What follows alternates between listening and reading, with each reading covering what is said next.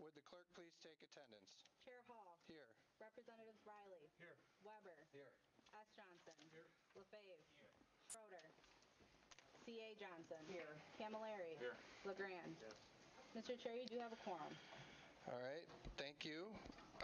Vice Chair Riley makes a motion to adopt the minutes from the September 10th, 2020 committee. Without objection, the minutes are adopted. Vice Chair Riley makes a motion to adopt the minutes from the November 7th, Please sit down. I'm sorry. 2020 committee. Without objection, the minutes are adopted. Vice Chair Riley makes a motion to adopt the minutes from the November 19th, 2020 committee. Without objection, the minutes are adopted. We haven't adopted our minutes for a while, guys. So, all right. I don't think we have any absent members, do we? One? Okay. So I'll make a motion right now to excuse absent members. Without objection, the absent members will be excused from today's meeting. All right, that's all. We got that out of the way. So I'm Matt Hall. I'm chairman of the House Oversight Committee here in Michigan. We've been tasked by Speaker Chatfield to look into elections here in Michigan. Some of this we did before the election, actually, with an audit from the Auditor General about about our elections, about people on the voter rolls who weren't supposed to be there, and a process on how to remove them.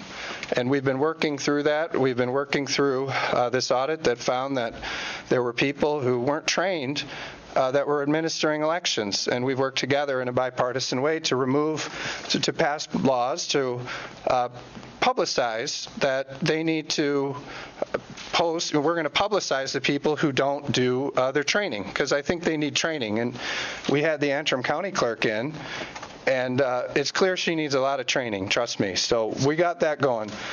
So we worked together there. We brought in clerks from different counties across Michigan to hear from them about how we can improve our election processes in our state.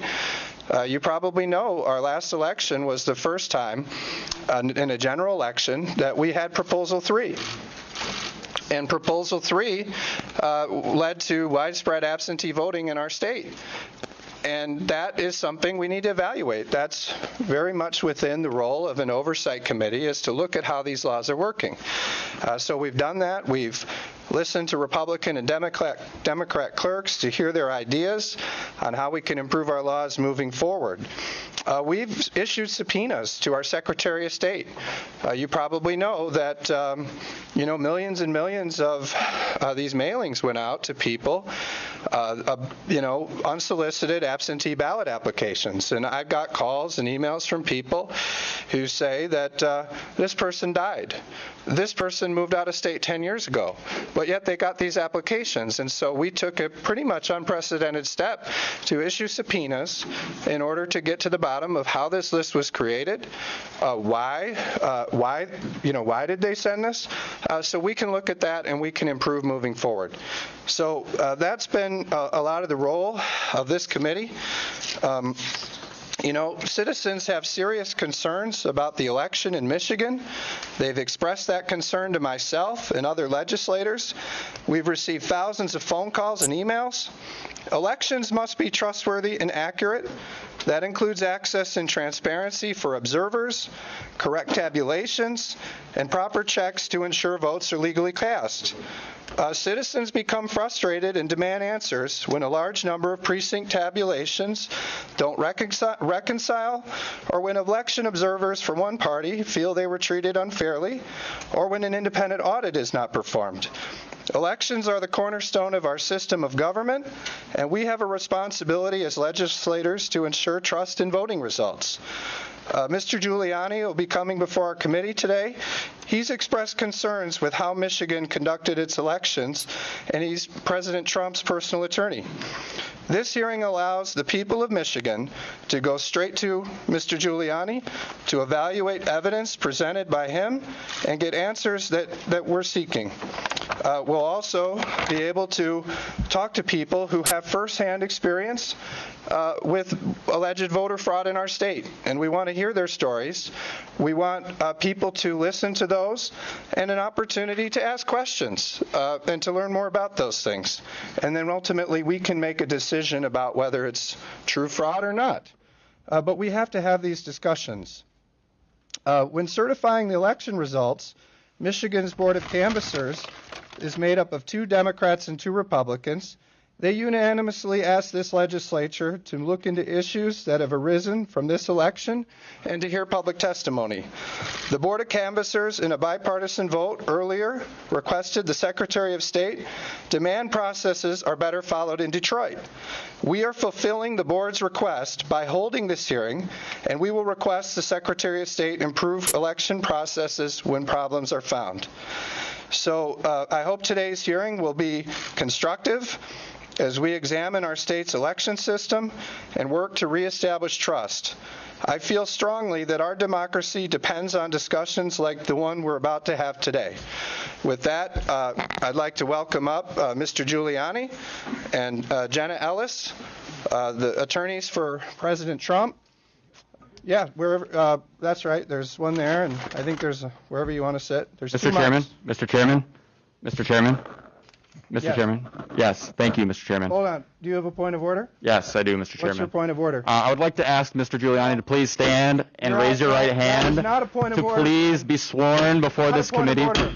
Mr. Chairman, Please stop. Mr. That is Chairman, out of line. You're it out of order. Mr. Chairman, it is. You have a point of order. Yes, I do, Mr. Chairman. What's your point of order? My under the law, I have the right before this committee as a representative to swear any witness before this committee to uphold the law. That is my not gonna allow right. that.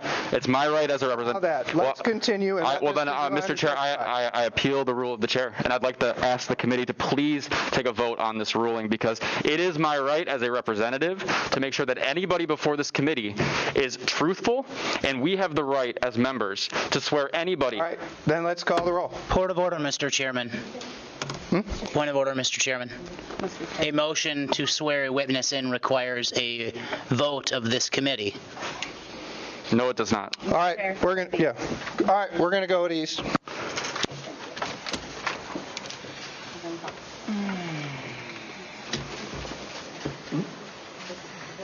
That's fine. Let's just do it. You ready? We'll take it. You can. Okay. And then you can Make a motion to vote, and then you vote if there's 2 votes. Okay. And can I speak to it? In what order? So the first, his committee was Chairman Reed. So the person who voted for that is Chairman Reed. You need to vote for chair's vote. Good, yours, whatever. All right. And then, all right, so you call the roll on the motion, which is to appeal the ruling of the chair. On the motion to appeal the ruling of the chair, Chair Hall, No. Representatives Riley, No. Weber, No. S. Johnson, No. LaFave, No. Schroeder, C.A. Johnson, Yes. Camilleri, Yes. LeGrand. Yes. Mr. Chair, you have 3 yeas, 5 nays, no pass. With that, the ruling of the chair stands. All right. So with that, Mr. Giuliani, please proceed with your testimony. And Jenna Ellis as well. We want to hear you. And then we'll call up witnesses after that. Thank you.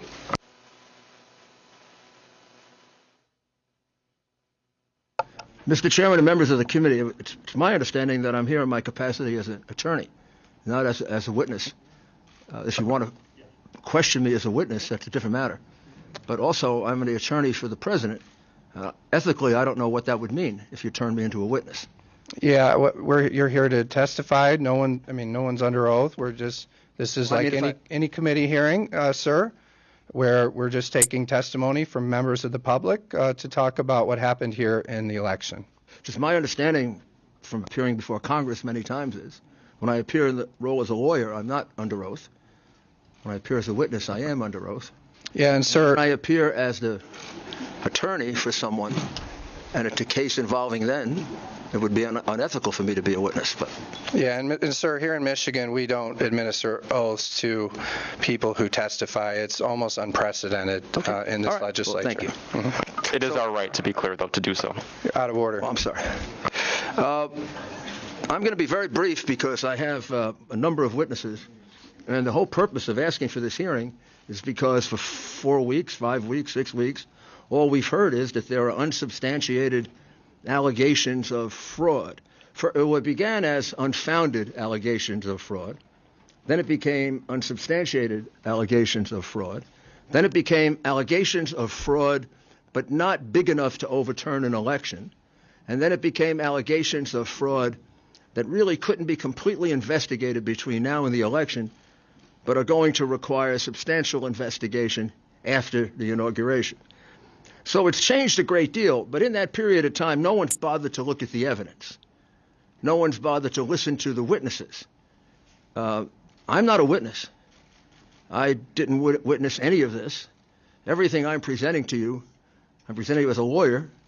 These are the words of other people. And in your case, in the state of Michigan, people who are citizens of your state, who observed fraud.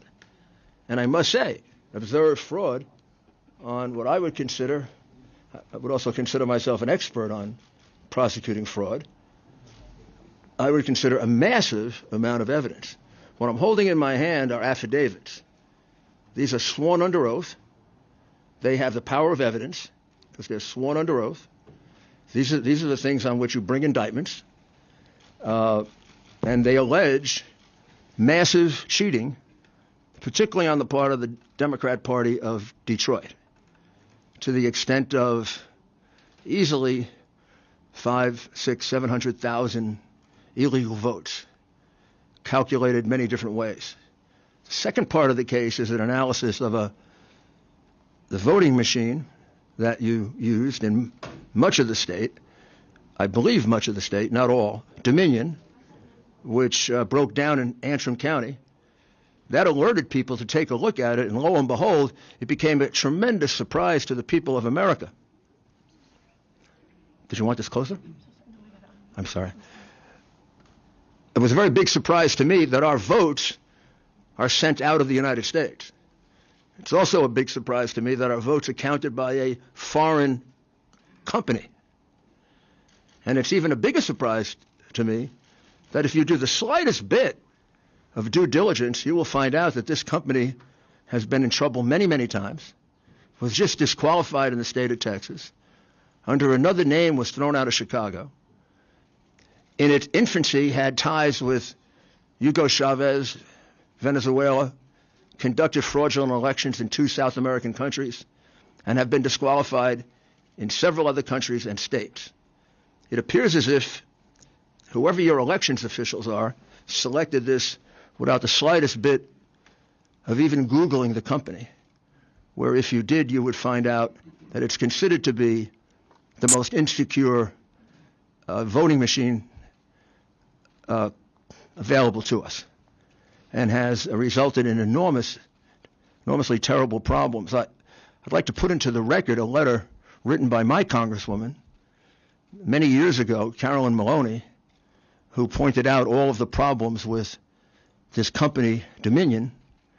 I'd also put in the record letters from Elizabeth Warren and somebody else that I can't remember right now, but another United States senator.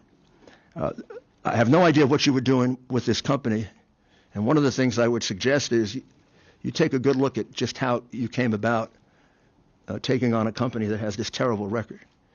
We've had occasion to examine now the machine that faltered. We have preliminary data on how it can be invaded. We would need to examine the rest of the machines, and if we did, we could probably tell you to some degree of certainty exactly how many votes were changed, the formula by which they were changed, and if they were directed overseas, because there are some indications that the vote was being sent to Frankfurt, Germany, or to Barcelona, to a company called Seitel. That's a brief overview, but I think I would rather start because this woman, I would just ask the indulgence of the committee. Miss Jacob is a very, very fine woman. She's never testified before. She is exceedingly concerned for many reasons. And if everybody could just be courteous in questioning her, I would really appreciate it. All right, thank you. So I'd like to call Jesse Jacob. All right, Mr. Mayor. And just to be clear, I didn't say this before. The way we're going to run this format, my goal is to be done by 9. That's about 3 hours. We might go a few minutes over since I came in late. That's the goal. We're going to allow each witness to come up, and at that point, we'll allow members of the committee to ask a question. The question has to be germane to the topic. This is about the Michigan elections, okay?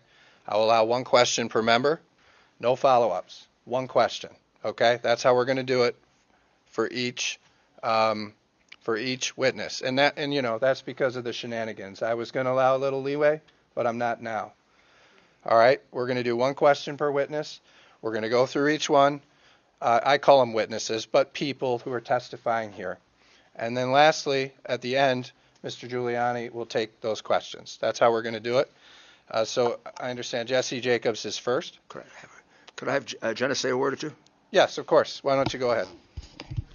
Thank you, Mr. Chairman, and thank you to the committee. And I appreciate your calling this session, Mr. Chairman, and that we have members that are both Democrats and Republicans here. But you're all here in your capacity as legislators. And this is not a political question. This is a legal one. When you have what you will see before you as substantial evidence of fraud and corruption in an election, it's your obligation under the United States Constitution to not allow the corruption to continue. And under Article 2, Section 1.2, the state legislators are the entity that our founders specifically vested with the authority to ensure against a corrupt popular vote. So at the end of the evidence and the testimony that we present today, we are going to be asking you to take action on this. You've already heard from a number of witnesses and other people and evidence over the past day and a half. I would ask you all to put aside your party affiliation and look openly and honestly at these witnesses and this evidence, because here we're all Americans. And our founders specifically provided this tool, the state legislature, to be able to combat corruption or foreign influence when that happens in an election. We sit before you today on behalf of the President of the United States, but as he said today in a speech from the White House, it's his sworn duty and obligation to make sure that election integrity and free and fair elections are preserved in this country. And we will be asking you, after taking a look at the testimony presented today, to take that oath that you have made as state legislators very, very seriously. The law is on your side because the U.S. Constitution is on your side. And we would be happy to answer any questions about that at the end of this proceeding, but thank you very much for your time and attention today. Thank you, and there will be questions about that, I assure you. Are we ready for Ms. Jacobs? Mm-hmm. All right, please, Ms. Jacobs, when you're ready, come forward. Welcome to the House Oversight Committee. And when you sit down, you push the red button there. That'll turn on the microphone, and you can speak. And just to be clear, you speak. When you're done, we'll allow one question per member, but we're not going to interrupt you. So I just want everyone to be cognizant of the fact our goal is to be done, a little after 9. So welcome, and thank you for coming here today to tell your story. With Miss Jacob is her husband. Your full name is? Sunny Jacob. Sunny Jacob. And your full name is? Jesse Jacob.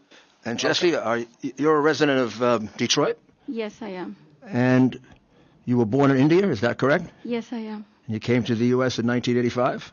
That's true. And you and your husband became United States citizens? Yes, in 1995. And how many children do you have, Jesse? 3 children. How old are they?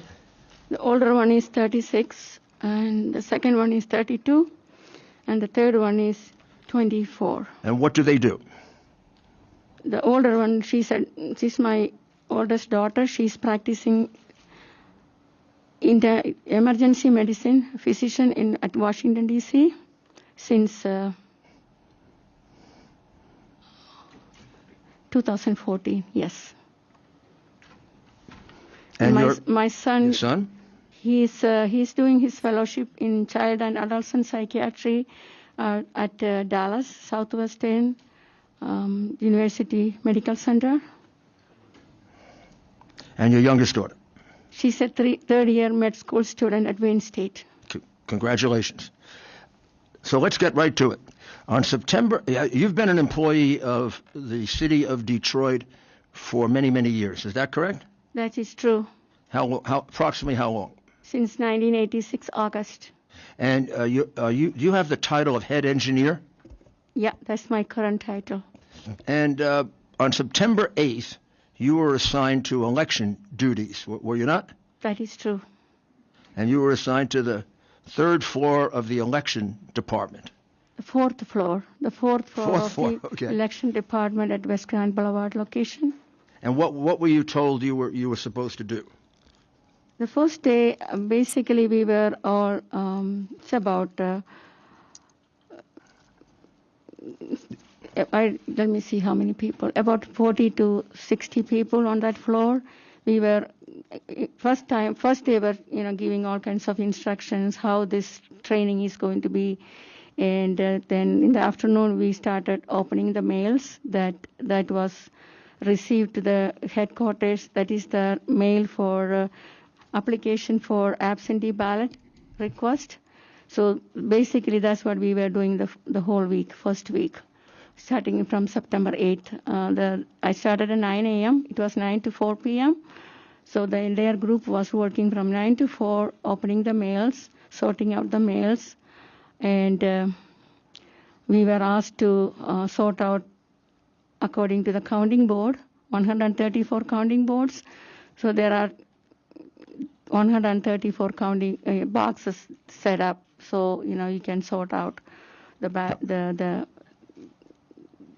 applications that you have opened.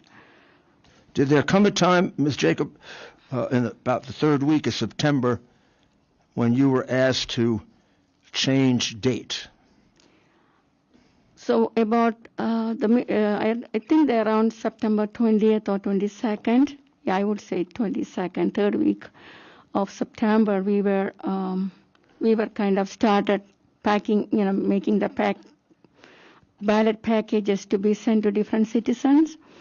And what we do is we will do for different counting boards, 50 pack, 50 application will be there. So you will be making packages of 50 ballots.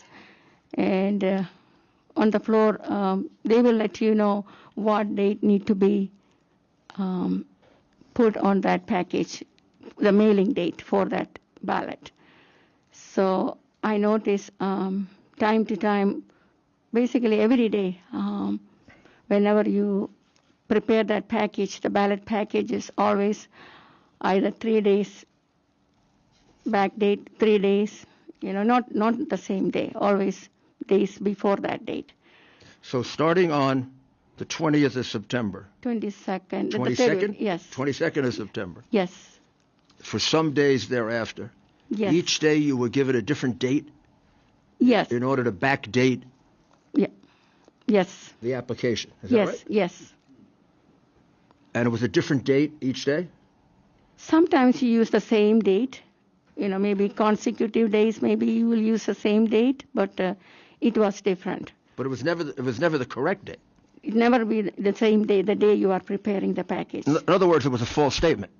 Yeah, it was a date prior to that date that you are preparing the Who told you to do that? Whoever was the supervisor on the floor that day.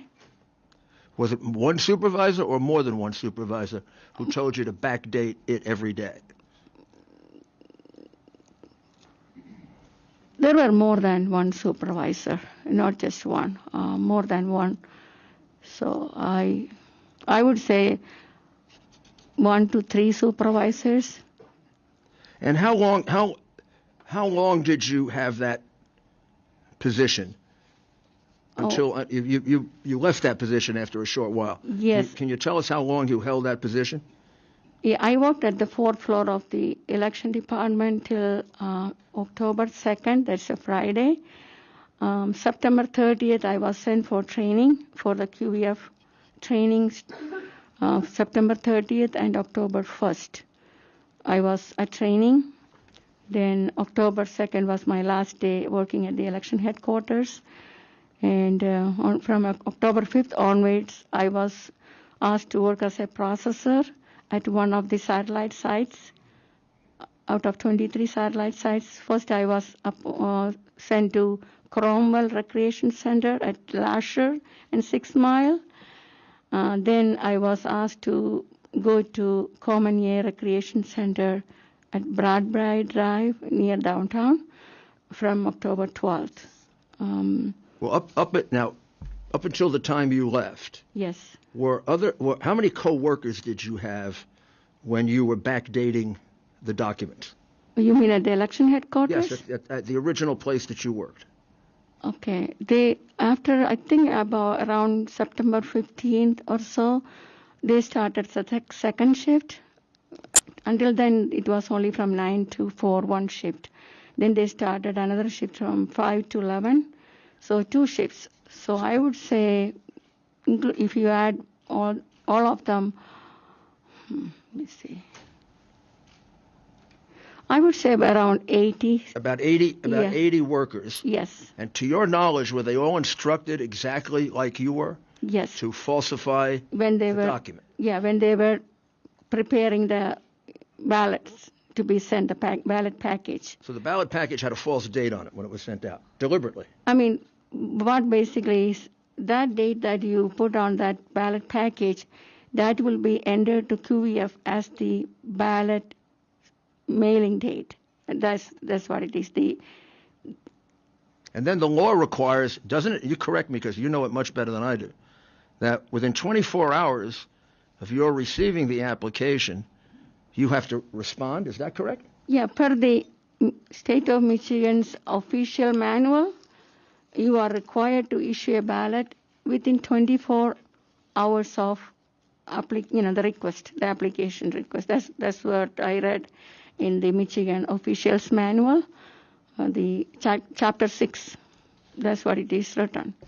So I don't know, when I was preparing the package, when I was preparing the package in third week of September, I even saw applications from June, July, August. So. And what happened to the June, July, and August applications? Were they dated differently? No, the application, the citizens' applications, the date citizens submitted that application, it was from June, July, August, but we were preparing the ballots in September after 2-3 months later. So during the period of time you were there doing it, which you estimated was about 10 days, yes. Would you say that about 100,000 false documents were created? Yeah, from September 22nd till, I would say, till September 30th. Yeah, about 10 days. I mean, I was there till October 2nd. And you estimated, when we went over this, about 10,000 a day. Yeah, anywhere between 10,000 to 15,000. Yeah, sometimes we will be able to complete. I even remember 14,000 packages. Sometimes it's 12,000. So you can just, to be on the safe side, you can say 10,000 per day. That's a good number. And just before we leave this, would your supervisor say this to all of you publicly? In other words, he would say, today, the date we're going to use is this date. Whatever. Yes. Yeah, that's the announcement. In other words, you had the phony date of the day. Yeah, that's the announcement they will make, yes, on the floor, yes. Then on October, then you were transferred and you went for training. Yeah, on September 30th from 9 to 11:30 a.m. Then also on October 1st, those were the 2 days I was sent for training at Wayne County Community College. From 9 to 11:30 morning session. Then afternoon you will come back to the election headquarters. And what do you remember of your training? What were you told during the training? It was not good. It was not good? No. Well, how wasn't it good?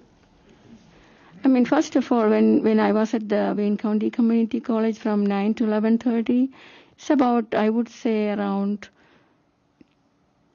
20 to 25 people. There were 2 groups, so I was with the second group. The first group training was from September 28 and 29, first group. I am with the second group. September 30th and October 1st. I would say around 20-25 people in each group. But what I found out when I went there, I tried to log into one of the laptop. It was not working. Then I tried another one. It was not working. So we had problems with the laptops. I couldn't even log into the system. So I was told by the instructor, just listen, just listen. You don't need a laptop. Okay. So basically we were just I would say at least out of 20, 25. You have a tape recording of this, don't you, that you don't want to share because you don't want the person who said this hurt. Is that correct? No. So what I did was, since I didn't have a laptop, I didn't have nothing in front of me, I asked the instructor, can I record your lecture?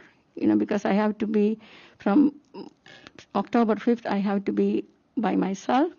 I have to work as a processor. So I want to learn something. So I asked the instructor, can I record your lecture? She said, sure, you can record. So with her permission, I recorded the lecture. So when we listened to it last night, did the instructor from the city of Detroit tell you it doesn't matter if the address is wrong or the birth date is missing or there are no names? You must try and find a birth date. And if the signatures look different, find something about them that's the same. No application should be rejected. Is that the sum and substance of what? Was it a she or a he? That's a she. Is that what the female told you? Yeah, in a nutshell, that's what basically, you have to do everything to make sure, that water, at the end, that water should get a ballot and vote. So even if the address was wrong? See, sometimes when the voters walk in, they just give you the house number and the street name, but you have different ways to, you can search the voter in different ways. You can locate the voter. Sometimes you are lucky, you will be able to find everything for that voter, then you can process the ballot. But that won't be the case for everybody. And suppose you can't find everything for that person. What do you do then? The instructors sometimes tell you, you should set aside that application and we will send that application back to the election headquarters, let them take care of it. And when you did that, what happened to it? I don't know what happened after that. I don't know. It was sent. And also I was also instructed with regard to how to verify the signatures. You have to do everything so that the signatures, you have to match it. Well, during the time that you worked there, which should be about a month, yes, except for you, did you ever see any other application rejected as deficient? No. Didn't you see people that came up to you that you rejected, that went to someone else, and then they accepted that person? See, the location where I was working, I remember a few times. I would say the first 2 weeks from October 5th, the first week is October 5th. That's the first day the early voting started at satellite locations. Then second week, October 12th. Daily, I would say the first week we had like about 8-9 voters all day from 9 till 6. Then second week maybe about 15. But the third week and the last week of October, we had more, and I remember two or three times. I had to reject. I think at 2 or 3 occasions to reject the ballot, and they were so angry, and they were so angry, and they will sometimes call you all kinds of names. Oh, you are saying I cannot vote? You don't count my ballot, and things like that. And I will say, so I'm so sorry, I cannot do, then I will ask my supervisor what to do. And then supervisor will say, Jessie, I don't know. Then, he will say, oh, I have other places, I will go and vote. Okay, then he will just walk out. So I don't know whether he went to the nearest one other sites. You can go to any location. There are 23 satellite locations. You can go to any of that satellite locations. Ms. Jacob, Yes. I don't want you to do this if you feel uncomfortable, but would you be comfortable taking your mask off so that people could hear you more clearly? Can you hear me now? Not clear. Can everyone hear it clearly? We can hear it. We can hear you. Okay. Okay.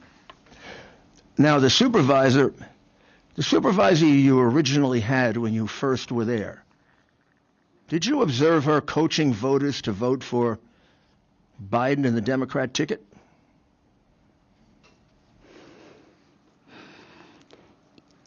Yes. And then as it got closer to the election, in fact, in the day or two before the election, were others of the workers there helping people to vote for Biden and the Democratic ticket and even going into the little booth with them? Yeah, I remember on November 2nd specifically, that's the last day of absentee voter, November 2nd, 4 p.m., that's the deadline. So that day we had lots of people coming to the center. And I remember, let me be honest with you, I don't remember that person's name, but he was working as a ballot runner, and he was going to the polling booth and standing by the side of the voter and helping them to complete the ballot, assisting the voter. I was really concerned, but I didn't say anything. I don't know whether my supervisor saw that. She was in the room, but he was doing that. Did you find that wrong, unacceptable? I knew it is wrong, but I didn't Pardon say. me? I knew it is wrong, but I'm just a processor there. It's up to the supervisor. I didn't say anything. And then was there a day when 3 people came in wearing Black Lives Matter T-shirts? I think it was on November 2nd, you said? And they were going to the voting booth and helping people to vote? No, what they did was, I think it was earlier than that. I don't remember the exact date, but there were 3 of them. One was holding the flag and one was wearing, I think all of them were wearing the Black Lives Matter or something like that. And one of them, actually, he wanted to drop his, they were there to drop off their absentee ballot. So they walked into the room and they were dropping, one of them were dropping the ballot into the box. So the other one was cheering and the other one was taking picture and things like that. I knew it is also not right, but I cannot do anything. I was just sitting on my desk and doing my processing job, that's all. Now, about 14 days before the election, your supervisor, who I think you told me her name is Carla, said that she had a meeting with her boss and that you should stop asking for driver's license or photo ID. Yeah, what she told me was, they are all registered voters. You don't need any photo ID or driver's license. They can just, come and vote. Let the people vote. So basically, but as a processor, I was not comfortable doing that. So myself, I was, when they come to my table, I used to ask them at very low voice, can I see your driver's license, please? I used to get from all of them to make myself comfortable when I am issuing the ballot. But I was told not to ask because they are all registered voters. You asked them for driver's licenses and photo ID? Yes, I did. And what happened? I mean, that way I can verify their signature, the signature on the driver's license, with a signature on the application and also the signature in the QVF. So I can verify all those 3. And when they return the ballot to me, I can see how they are signing on the absentee ballot envelope, the return envelope. So basically all 4 locations, in the QVF file, on the driver's license and on the application and on the ballot return envelope. So Now- they are good. If all 4 of them are matched, I will receive that ballot into the QVF. I'll save it, and I will place my initial on the ballot return envelope, ballot number, date, and again initial. So 2 initials I have to place on the ballot return envelope when I am receiving the ballot into the QVF. So I was doing that for each and every ballot that I issued. That's what is required by the Michigan official manual. Now, your coworkers didn't do that, and they asked you, didn't they? Why do you do it? And didn't you say, for my peace of mind? Yeah, the driver's license, that the point when they said you don't need driver's license, I said, for my peace of mind, I'm going to ask, anyway, I'm going to get the driver's license. And sometimes you won't be even able to read the name on the application the way some people write. So I really want, for 2 reasons, to enter the voter's name correctly into the system, and also to verify the signature. And also, of course, the photo ID. Did you also have to check signatures? Yes, you do. That's the first thing you do before you even start processing the ballot. And weren't you on several occasions, didn't you turn people down?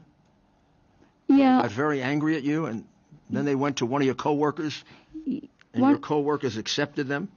One time I remember one young gentleman, he signed totally different, and he said, oh, then I showed him his signature at QVF file. I turned my laptop and showed to him, see how is your the signature in the file, and he said, oh, that's not, I don't sign like that. That was from 10 years ago. I don't sign anymore. I don't sign like that anymore. Then I said, sorry, I cannot do anything. But I think at that point, I think he walked out. Even though the supervisor, she was there, I don't think supervisor did anything. I think the gentleman walked out. Did there come a time toward the end of that period when a fairly large number of people came to vote in person, but they were people who had requested absentee ballots? Yes. And how were you supposed to deal with it, and then how were you told to deal with it? What I do is when the voter walk into the room, the person at the front desk, they will bring the driver's license. That is the first 2 weeks of October. They will bring the application, and the first thing I will do is I will enter the voter, and I will do a voter search. Then the system will tell you whether city already mailed the absentee ballot to them or not. Whether there is an active ballot in the QVF system for that voter. So when you do that, lots of time you will see a ballot has been already sent to that voter. But when they come to you, they said, I never requested a ballot. I never received any ballot. I never requested for a ballot. Can I vote now? I'm here. I want to vote now. I said, of course. I can spoil the ballot. Then I can issue another ballot, and you can vote. So I have done that many times. But I was instructed to do like that.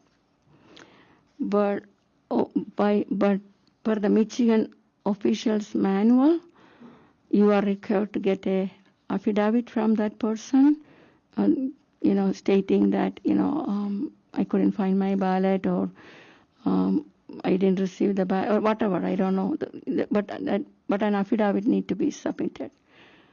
But we were just asking them to fill a form. That's what we were doing.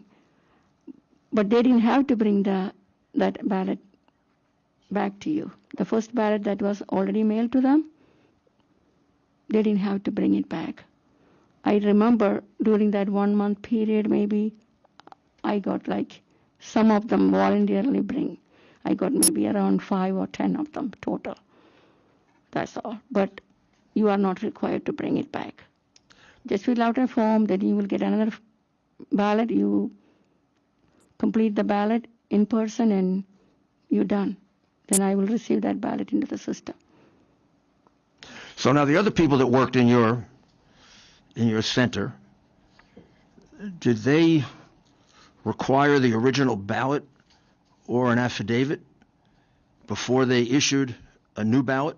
No, none of us were trained to do that. No. None of them did that? No. And that's what the law requires, correct? Per the Michigan's official manual, yes. If you lost your ballot or you have a damaged ballot, yeah. And that's so somebody doesn't vote twice, right? Yeah, I don't know what happened with the first ballot. I don't know. Well, that's the whole point, right? Yes. And about 32,500 of those ballots, you estimate, were issued without spoiling the original ballot? The period of time you were there. If you audit the file with the City of Detroit Election Department, from the QVF, you can find out how many ballots were spoiled, how many ballots were rejected, how many ballots were deleted. All those things you can find from the exact number. It's about right. I can speak to my center where I worked, the Common Air Recreation Center location. I would say how many ballots I spoiled. The first 2 weeks there were lots of, third week of October. I would say around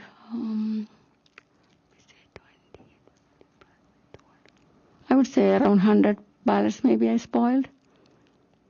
I may be wrong, but I don't know exact number. But you think it's 100? I can go back to my. Sorry, Jesse. Do you think it's 100 or 32,000?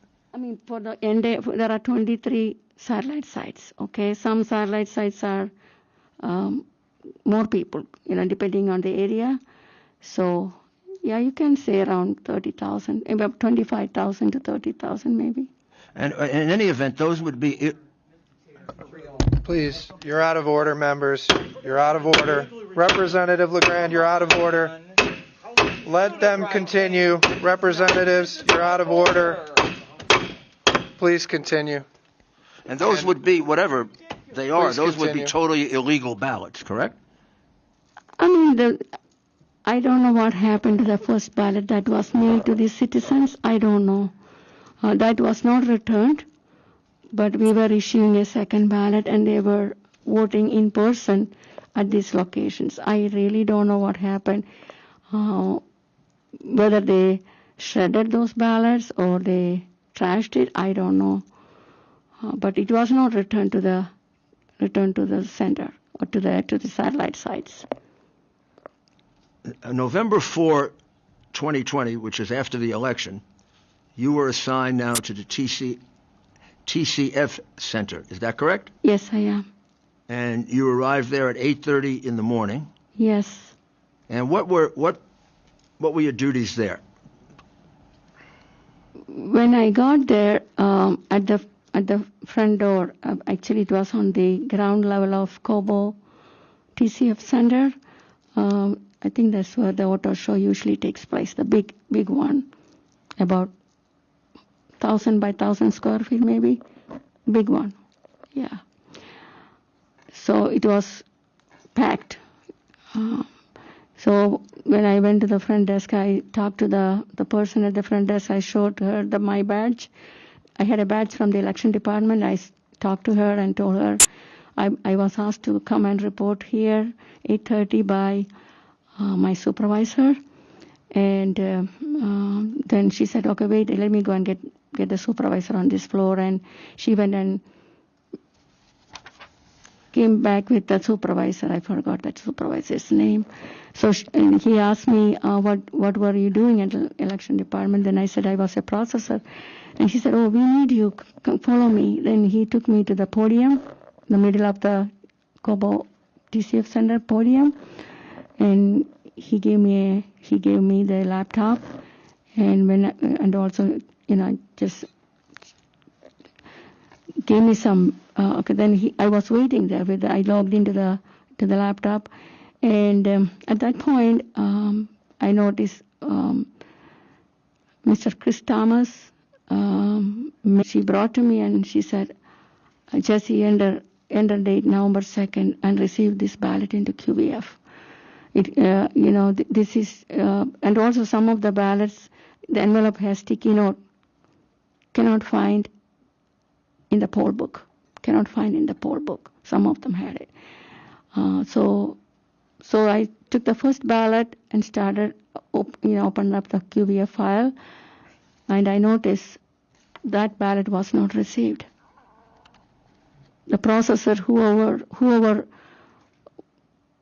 issued that ballot in person, or maybe that ballot was mailed, it came in postal mail, or it was picked up from the drop-off box. I don't know. There was no postage stamp or nothing on those envelopes. So I don't know the way, whether it was in person, postal mail, or from the drop-off box, pick up from the drop-off box. So those ballots, some of them didn't have the county board on the address label, no counting board printed.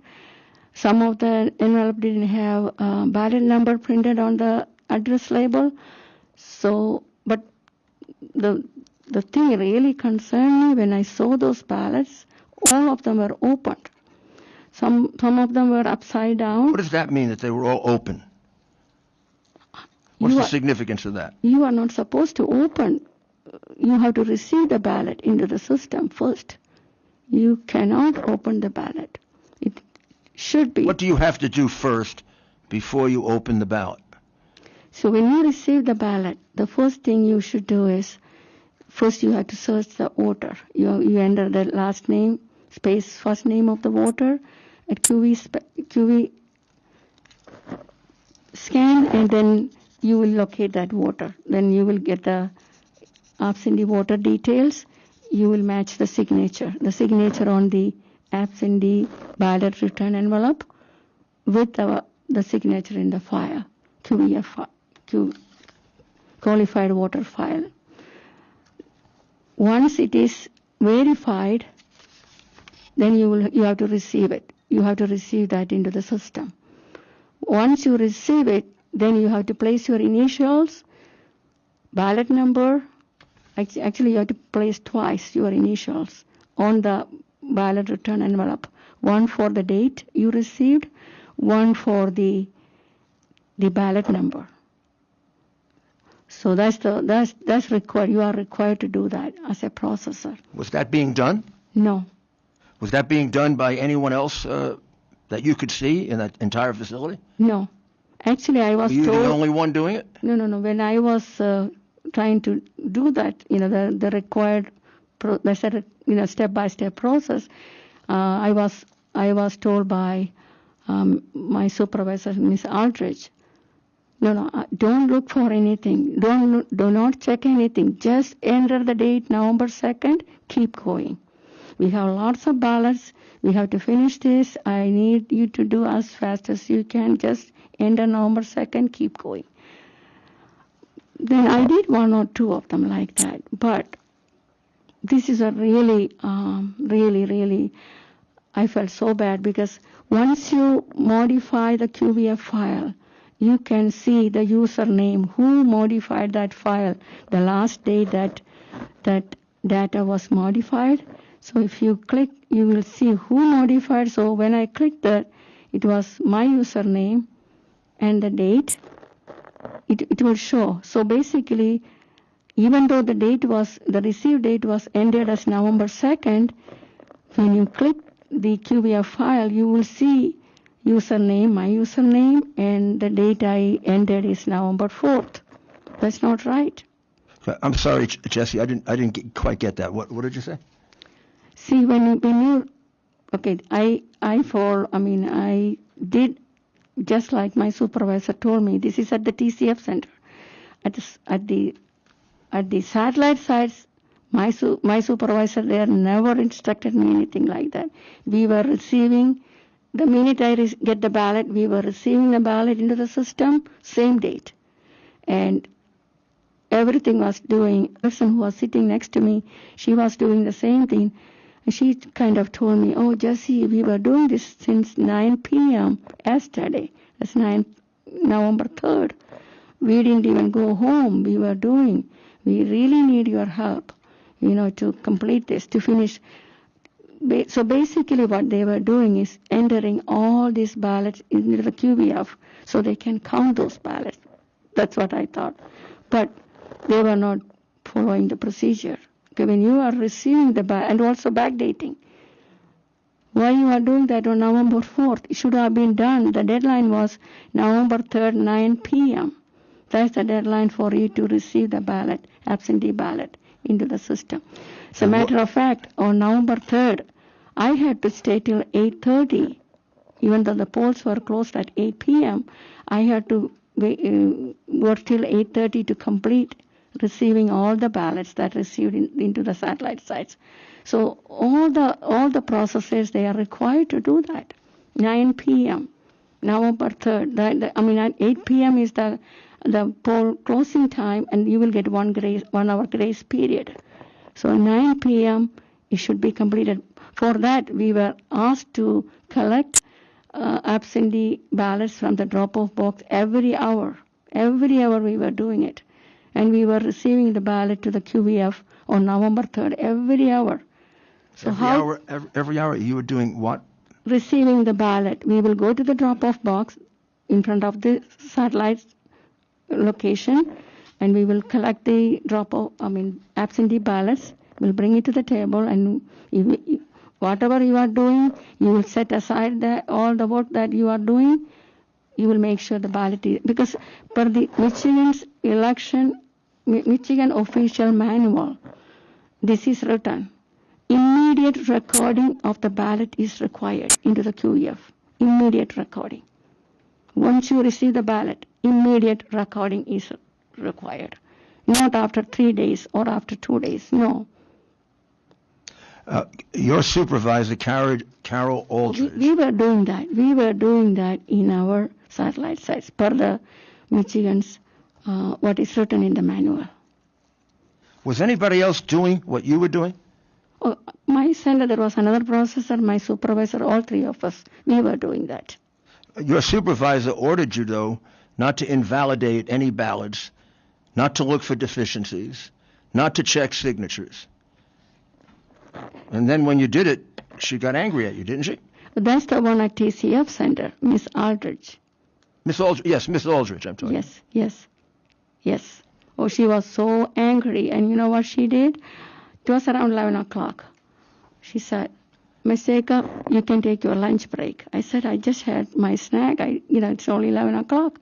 She said, no, take lunch break. I said, what, 30 minutes? No, you can take 2-hour lunch break. Just take 2-hour lunch break. And then I said, okay, I will leave my bag and my jacket and everything here. She said, no, take everything.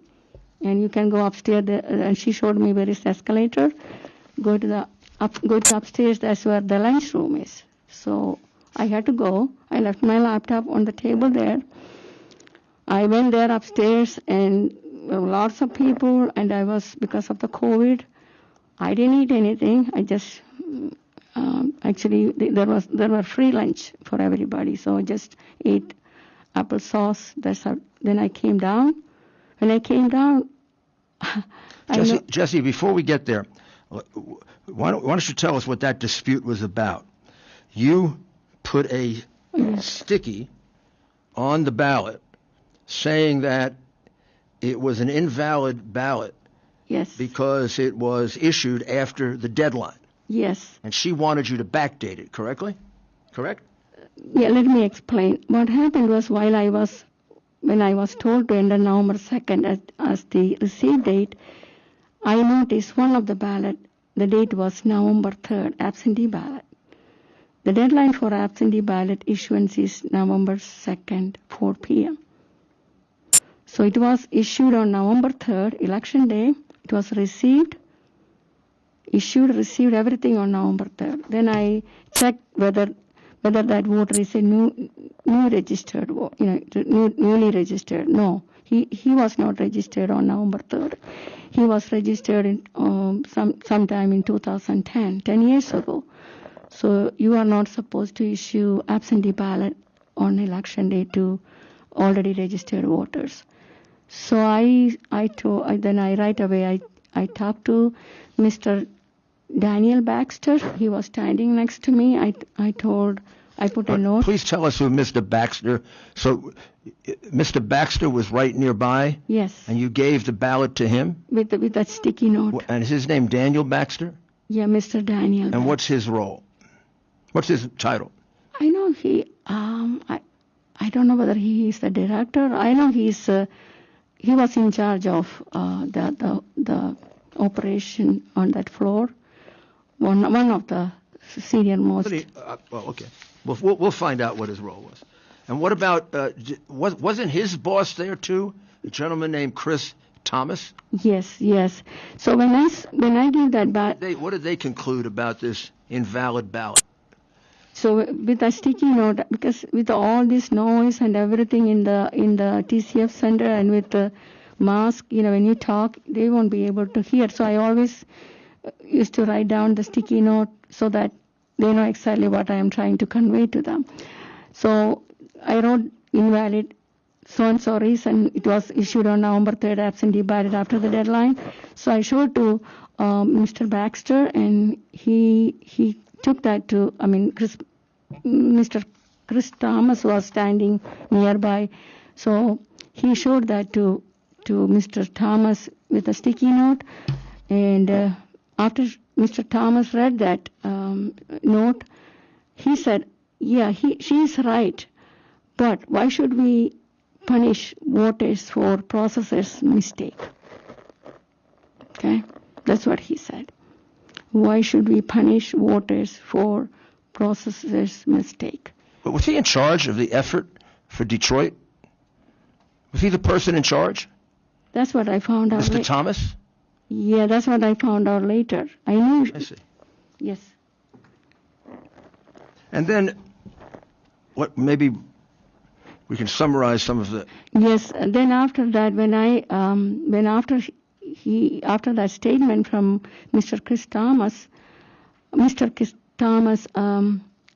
he gave that ballot back to Mr. Daniel Baxter, and I again told Daniel Baxter, I'm sorry, I cannot receive this ballot. This is invalid. Then it's your call, I told Mr. Daniel Baxter. So he took that ballot from me and dropped that ballot. There was a box next to Mr. Chris Thomas' table, underneath the table. He just dropped that ballot into that box. I don't know what happened after that. Well, let me see if I can shorten it just a little. After a short time, you were told to go to lunch for 2 hours, right? Yes. And you went to lunch for an hour and a half. Yeah, about 2. And you came back. Yes. And another gentleman named George Azuz gave you some ballots to work on. Yes. And Carol Aldridge saw you there. Yeah. And she came down from the podium. Yeah. And what did she tell you? So when I came back from lunch, my seat was gone. There was a box on top of the laptop. My laptop was on the table. So basically nobody was even. Miss Aldridge was, she was totally ignoring me. She didn't want me to be there at the podium anymore. So I was on the floor level. I found a table and a chair. I sat there. So when I was sitting there, I saw Mr. George Azuz. I think he is, later I found out he's the director of the elections, at the election headquarters. So, but I have seen him when I was working at the election headquarters. So I recognized him. And I said, I didn't know his name at that point, but I said, I'm here, I can help, can I have a laptop and I can start validating these ballots. So right away he went to the podium and brought the laptop to me, and I logged into the laptop, and he also gave me like a bunch of about 10-15 ballots, same thing that I was doing in the morning. But he didn't know what happened, what was going on in the morning. He didn't know. So he basically was giving an assignment. He was telling me to do it. So when I started doing it, again, same thing, and November 2nd, end of November 2nd. So Miss Aldrich saw that from the podium that I'm at the floor level, and also she saw I have the ballots. She came down from the podium, and she said, do not, I was checking the signature and, just whatever process you are required to do. She said, do not check the signature, keep going. I told you in the morning, November 2nd, keep going. And she said, do not write anything. Do not write post-it. I do not want you to write anything. At that point, I saw Chris Thomas standing nearby on the floor level. I showed that ballot in the QVF. And after I searched the voter, I showed the signature on the QVF file and also the signature on the envelope. Totally different. Totally different. The signatures were totally different? Yes. Who did you show that to? To Mr. Chris Thomas. And what did he say? He said, oh, that's okay. Let it go. Just let it go. That's fine. Okay, let it go. Now, he was the boss, right? Yes.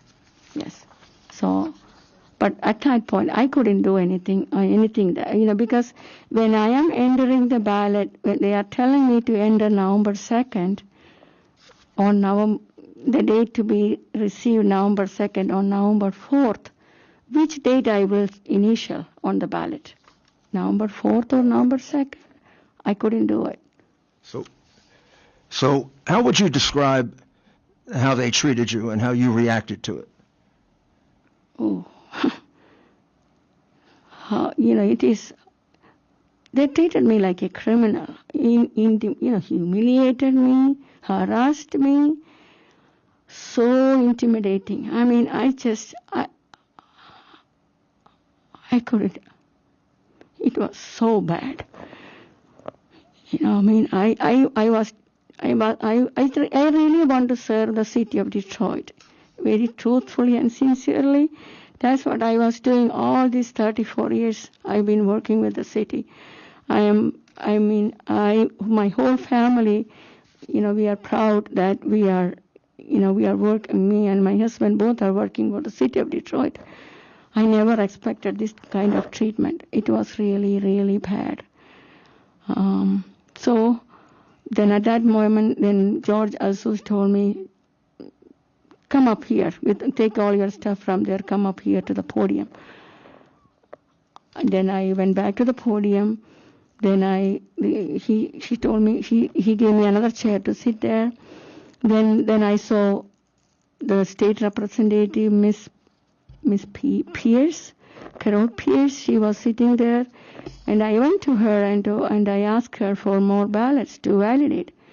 And she was also very rude. She said, I don't need you here. I don't need any of your help. Get out of here. And then I asked her, may I know your name? You know what she did? She took her badge and threw at me. She threw the badge at me. Were you, your whole experience there, were you shocked at the level of crookedness that was going on and dishonesty? I couldn't believe it. Did it happen every day? Then November 4th at TCF Center, around 5:30, I decided to stay. They didn't give me any work. I even asked Daniel Baxter, can I do something else? I can help with the counting board table, anything you want me to do. I came here to work till 5:30, and nobody was giving me anything. I just sat there, and around 5:30, Mr. George Azus came to me and said, I'm so sorry, Jesse, you didn't do anything wrong. I apologize. I'm so sorry. That's what he told me. And he asked me for my business card. I had my business card with me. I gave him my business card, and I decided to go home around 5:30. But he was nice to me, George Azus. But I can never forget what I went through. It is there are, and also I was really concerned if these ballots were problematic, why they were bringing that to the podium. It should have been kept at the counting board table, and it should have been resolved. Whatever the issue with those ballots, it should have been resolved at the respective counting boards. It should not have been even brought to the podium in the first place. So I don't know. I really don't know. And also after they fixed that ballot, who was taking ballot to where? I didn't know. So everything what was going on at the podium was not right. Jesse? Yes. The podium is where they bring the ballots that have big problems, right? Special problems. Yeah, some of them didn't have the counting board, so they could not locate that ballot. That ballot belonged to which counting board. Some of the ballot didn't have the ballot number. So these were ballots with extra special problems. And you were there a day and a half. And how many ballots were examined while you were there? And there was no inspection by a Republican inspector. Can you estimate that for me? I think in the past you told me 25,000. Actually, I worked at the Cowboy TCF Center on November 4th from 8:30 to 5:30. Correct. And then when I asked George Azus, I told George Azus, actually I was told to continue to work for the election department till November 20th. So I asked George Azus, where do you want me to come tomorrow? And he said, oh, we are all done here. You can go back to the election headquarters. So I went back to election headquarters on November 5th.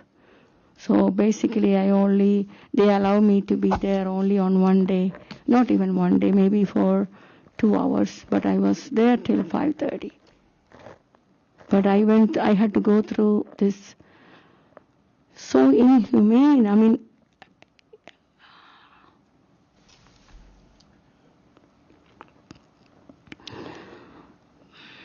is there anything else you'd like to say, Jesse, about your experience?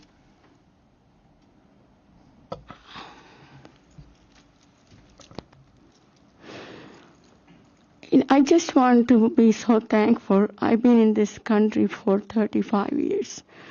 I'm so thankful for this country, for all the opportunities.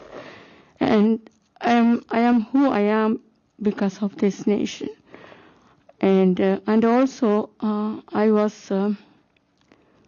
I'm a devoted Catholic, and I was able to go to church and pray and rosary and everything. I really love this country, and I really want to I hope this will help this nation. That's the only reason I am here. And also my 3 children. Thank you, Jesus, for all the blessings and graces that you are showering upon us and on all this nation. I have nothing else to say. Thank you, Jesus. Thank you. Thank you very much, Jesse. Would you say, Jesse, that was an experience that you never expected to have, that much crookedness and dishonesty at the Detroit Center for Counting Votes?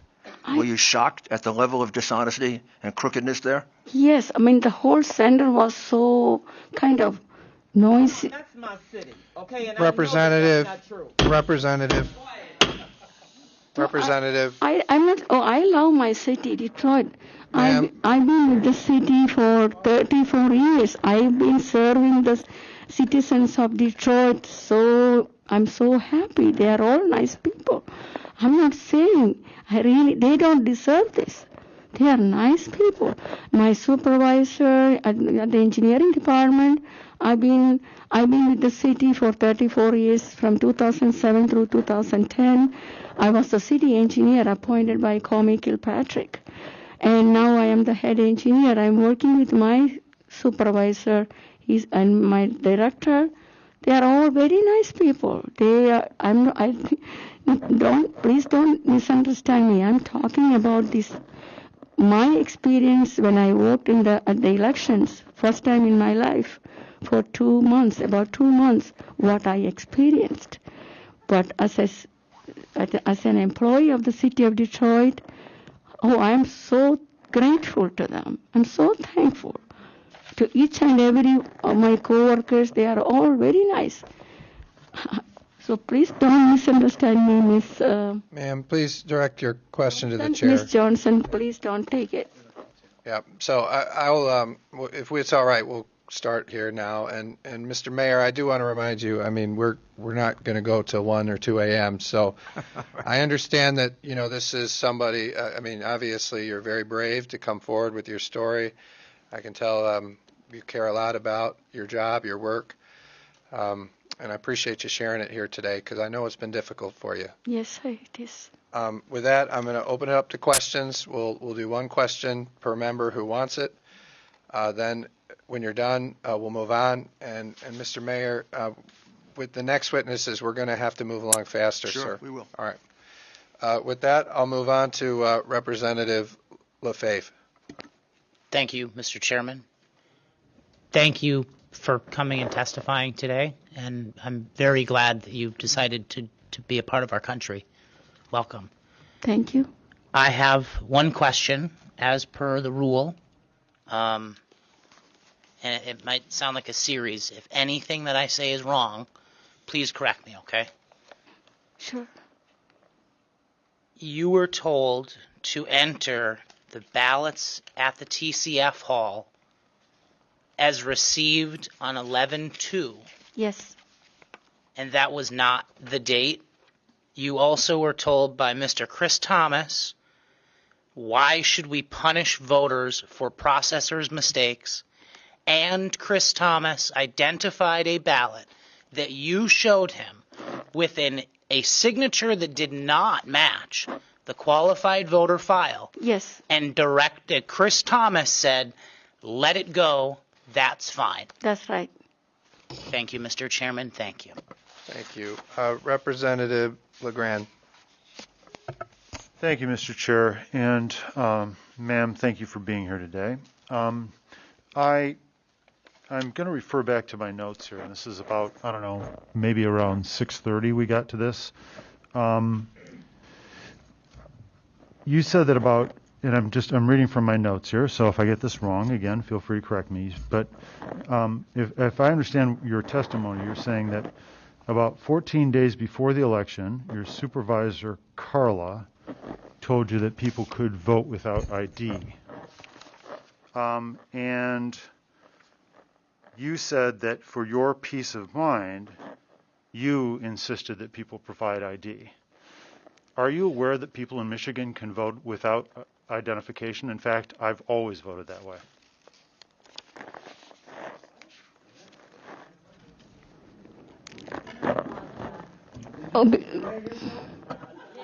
You're not aware of that, ma'am? Members of the audience, please, let's be respectful. Thank you. Ma'am, are you aware of that, ma'am? Are you? No. See, 0 to 14 days, 0 to 14 days, that is the restricted registration time. You have to have the ID and also the proof of residency. And if you don't have the driver's license, you have to submit an affidavit, and also you have to have a passport or something, photo ID. That's my understanding. Okay, you're confused. Thank you. Representative Steve Johnson. Thank you, Mr. Chair. When you were processing these ballots, at any point in time, were there ever any poll watchers, poll challengers, and if so, were they from both parties or just one party? Just from the Democratic Party. Actually, one day I happened to talk to one of the persons. She came from D.C. Democratic Party. I don't remember seeing anybody from the other party. Representative C.A. Johnson.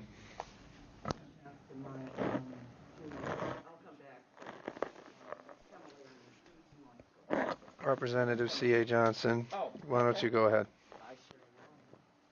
Thank you, Mr. Chair. Okay. Good evening. Good evening, Ms. Johnson. Your name is Jesse Jacob. Jesse Jacobs. Is that your birth name? Okay. My first name is Jesse. When I was married, my husband's last name is Jacob. When I got married in 1983, 37 years ago, I had my maiden name. That's my dad's house name. It's a long name. Can you spell it, please? K like kite, Izhakekara. Representative, what is your question, please? I'm asking the question. Well, please ask. She gave a lot of information. I just want to know who she is. Representative, please, it's reasonable to ask the name of the person. Yes. I'm with you there. But now that you know it. What was your first name? Jesse. Jesse. Jessy, not E. Jessy. Y. Thank you very much. Okay, now please move on to your question, Representative. That's it. You asked Okay. that one. Thank you. Representative, My middle name is Sunny. Sunny. and I think it's important, Representative C.A. Johnson. I mean, if that was, we're not here to intimidate people. I mean, That's okay. That's okay. Okay, I mean, we want to hear what happened. So, Representative Camilleri, please proceed with your question.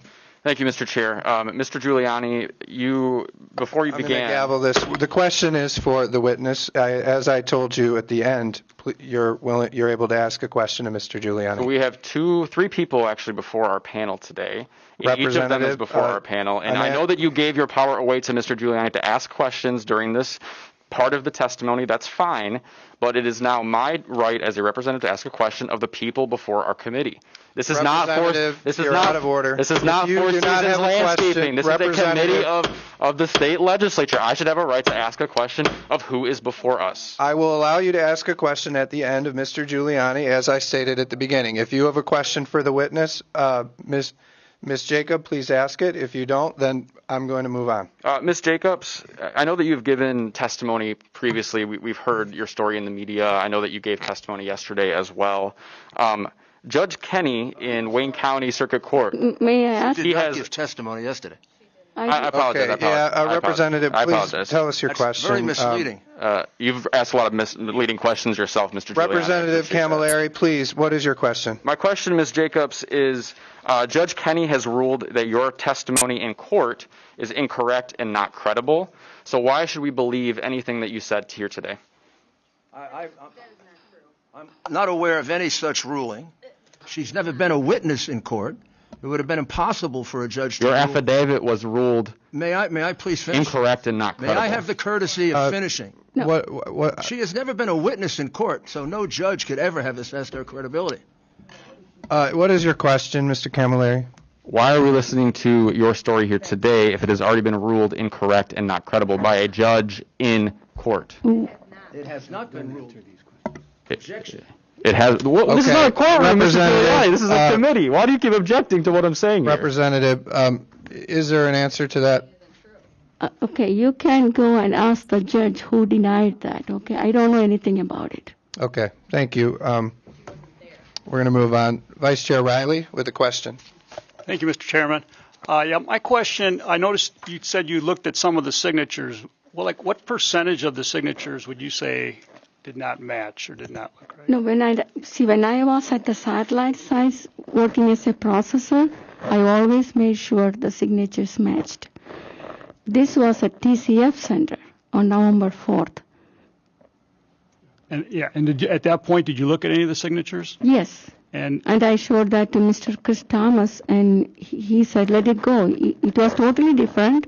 Let it go. And after that, I was kicked out. I was told not to validate any more ballots. So just one chance. Okay. Very good. For that day, yes. Thank you. All right, thank you. With that, there are no more questions for you, Ms. Jacob. Thank you for your testimony today. You're very brave coming here, and thank you. Thank you so much. I am so thankful to this honorable body for having me and for listening to me. Thank you so much. I understand we have next, is it Melissa Carbone? Carone. All right. Please come up when you're ready. And if possible, if we can limit this to 10 minutes, I'd appreciate that. Mr. Giuliani, you indicated that the first person was somebody who hadn't testified before, didn't testify yesterday. Longer than I expected. Sure, and so we I gave felt her uncomfortable interrupting her. No, I understand, and I think she had a very valuable story to tell, and she was very brave coming here, obviously at great risk, and we understand that. But from here on, if we can condense these testimonies, if we can allow more questions to come from the members, we'd appreciate that, sir. So with that, please, Melissa, we'd like to hear your story. And please, when you're ready, proceed. Melissa, why don't you tell us your name and tell us as short and as briefly as you can what happened when you were working for Dominion. Sure. My name is Melissa Carone. I was contracted to work for Dominion Voting Systems. I'm a freelance IT worker. I was contracted to work for Dominion to assist with IT during the election. I started work at 6 a.m. on November 3rd at the TCF Center. I got off work at 5 a.m. November 4th. Went home, went to bed, returned to work at 10 a.m. November 4th, stayed until approximately 2 p.m. November 4th. When I got off, I had a doctor's appointment. I was supposed to come back to work. One of the Dominion employees, he's in my affidavit, his name is Samuel, texted me and said, "We're almost done counting ballots. We don't need you to come back." It was getting a little rowdy when I left. I really didn't want to come back anyways. So that is why that I was contracted to work for Dominion, assisting with IT. And when you were working there, what did you observe? I observed numerous employees, city workers, running batches of ballots through the tabulators countless times without discarding them first. The tabulating machines would jam 2 to 3 times an hour. When they would jam, the correct process would be to pull out the problem ballot that jammed. Say the problem ballot was number 24 out of 50. I wasn't allowed to touch any hardware at all. I would assist them, tell them to pull out this ballot, put the problem ballot on top. In Michigan, our ballots from the tabulators don't just drop into steel ballot boxes. They are now, as they got tabulated, they are now on top of the tabulating machine. Okay? So instead of them taking these, so say, let's keep it number 25 is the problem ballot, it got jammed. So the computer would throw an error. It would say ballot number 25, there's an error. I would say pull out ballot number 25, slowly pull it out, put it on top, take the ballots that had already been tabulated, which are on top of the tabulating machine now, put them all back in a stack, discard the entire batch, and re-scan it. Instead of discarding, they were just rescanning, counting ballots 9 to 10 times, counting votes 9 to 10 times. So they were counting the same ballot, the same vote, 9 or 10 times? Yes, sir. They were counting them 9 or 10 How many times did you observe that? These machines would jam 2 to 3 times an hour. Each machine, there were approximately 22 to 24 tabulating machines in the TCF Center. I observed it thousands of times. Thousands of times? Thousands And how many were there 20 machines, approximately? Approximately between 22 to 24 machines. And were there any Republicans who were observing, or just Democrats? I saw very few Republicans, about 3 And total. how about those 20 machines? Did you see any of them observing those 20 machines where the ballot was being put in 10 or 20 times? They questioned. I got some of them questioning me. My manager had came up to. I had called my manager over to a specific tabulating machine. I showed him a number on it, which was close to 500. It should never go over 50. Ballots come in batches of 50.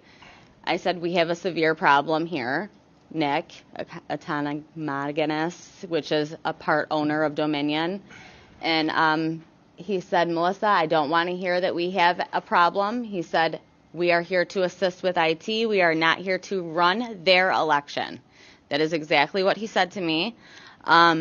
At that point, I was just really frustrated and upset. I could tell what was going on. I knew what was going on at that point. What was going on?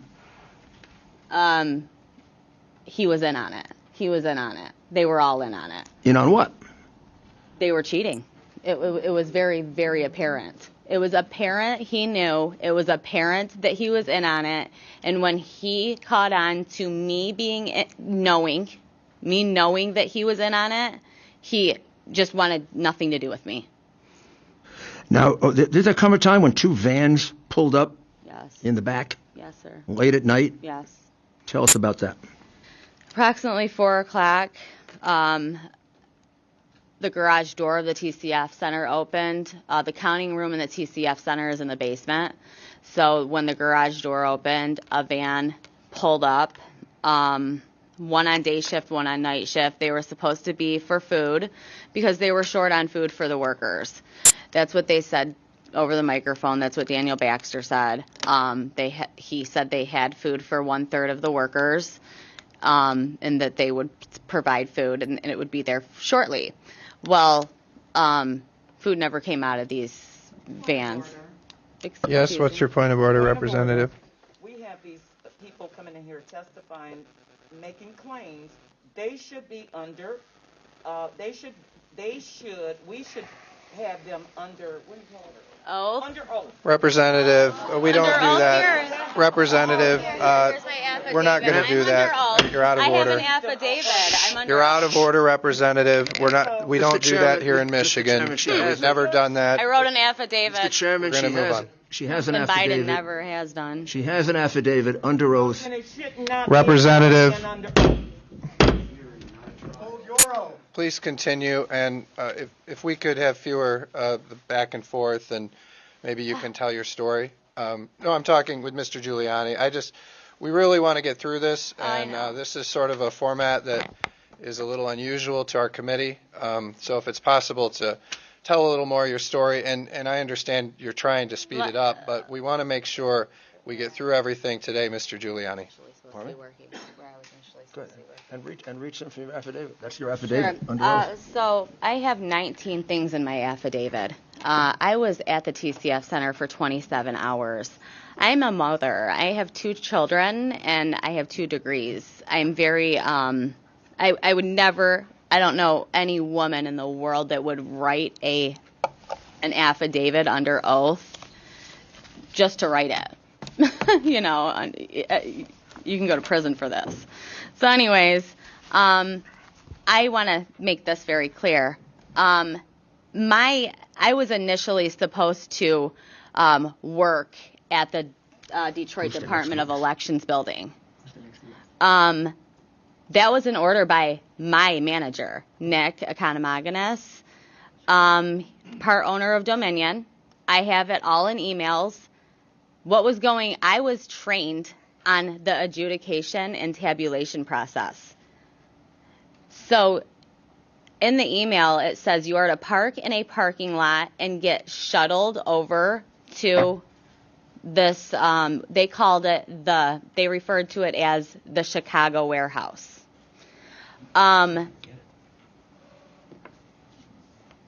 I know for a fact there was illegal activity going on there. People have pictures of people carrying ballots out of that place. There is pictures of vans full of ballots coming out of that place. If it wasn't for my mother, I would have went there. My mom told me no way. This sounds really, really weird. And I have 2 young children, as I stated, that I needed access to my vehicle in case something happened. I ended up telling them that, and they said, okay, we'll put you at the TCF Center. Well, Samuel, there was 5 employees, 3 permanent employees of Dominion, 2 contract employees, me, a contract employee, and there was a 90-year-old man. Last name Smiley. I have all of his paperwork. I have all their names, last names.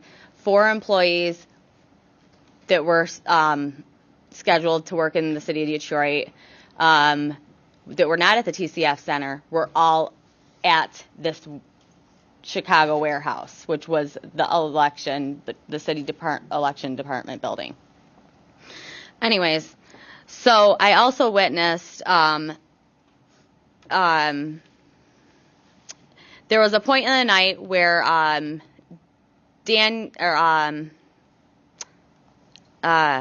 Samuel and Nick said that there was a big data loss.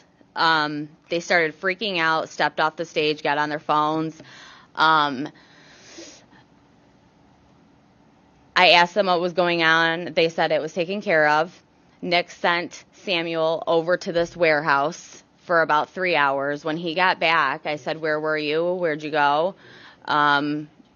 He said, I was at the warehouse. And I said, what were you doing there? And he's like, nothing, they just needed my help. Well, I said, where is this warehouse? And he said, because I wasn't putting 2 and 2 together yet that I, was initially supposed to work there because I'd never even looked up the address. And what I believe is it wasn't a data loss. It was actually when they found out Trump was ahead 100,000 votes, and they sent Nick over there to assist with these ballots that came in these vans full of ballots that people can attest to that they witnessed being carried out of these vans at the TCF Center. I didn't see any ballots being carried out of vans. I'm not going to lie. I didn't see anything being carried out of them, but I know people who have and that did see this occurring. But I also witnessed the adjudication process. Numerous adjudicators machines were all the ballots were being judged by 2 Democrats. I heard them talking. One woman said to another woman, are you a Republican or are you a Democrat? She said, I'm a Democrat. And she said, well, so am I. Let's sit together. Sat together all night judging ballots. Thousands of ballots got judged all night by the reason the rule's there is so, it can be a fair process. It wasn't a fair process. It wasn't a fair process at all. And the tabulating problem with them running numerous ballots through these tabulators and just continuing to do it. I had a friend that I knew for over 20 years, and he came up to me and said, he was working the night shift. He came up to me and said, Melissa, we did not get any training at all. None. He goes, I have no idea what I'm doing. He was with 3 other people. I said, I just told my manager that. I said, I could tell you guys don't know what you're doing. And he said, nope, we were trained on the adjudication process, not the tabulation process. And I said, so you don't know what you're doing? And he said, nope. I said, great, that's just great. Because nobody was helping me. I was, running around assisting these people all night long. And it was all day and all night. It was crazy. And they were running these ballots through without discarding them countless times. There was so many ballots that ran through these tabulators. numerous times. I mean, without any oversight at all. I mean, there's so much. This election, I will say, these Democrats took every avenue possible to commit fraud in this election, and what I saw on the 3rd and 4th was over 20 counts of fraud being taking place in front of my face. And this isn't counting, the ballots that are found in rivers, the ballots found under rocks, the ballots, that ended up. First of all, Representative, please. let me tell you Representative, why I'm asking you to hold it. do you have a point of order? I love how you can What's just your say point of whatever order? you want to say. Do you have a point of order, Representative? She's just. Cynthia wants to defend the fraud. This is funny. All right. Ma'am, please continue. Yeah. So, And also, by the way, I mean, can you maybe speak to your experience? I know we've heard stories of ballots being thrown in rivers, but I want to make sure we're speaking to your experience because we have limited time and we got to Absolutely. get our questions in and the Okay, other well- witnesses. So is there more to your experience? And then well, okay, I called the FBI okay. on the 8th, November 8th. I talked to 2 separate women, over 40 minutes. The first one gave her all my information. The phone mysteriously cut out, and she never called me back. I was waiting for her to call me back. She never called me back. I had to call them back, and they never called me back. Never got a call back. Still haven't got a call back. And I had somebody else working on it that has a neighbor that's an old FBI agent, and still haven't heard back from that. Can I ask you just one last question? Sure. Melissa? So how many ballots would you estimate in front of you that you observed were counted multiple times in the machine? Can you put a number to it, an estimated number? At least 30,000. At least 30,000. Okay. Thank you. Okay.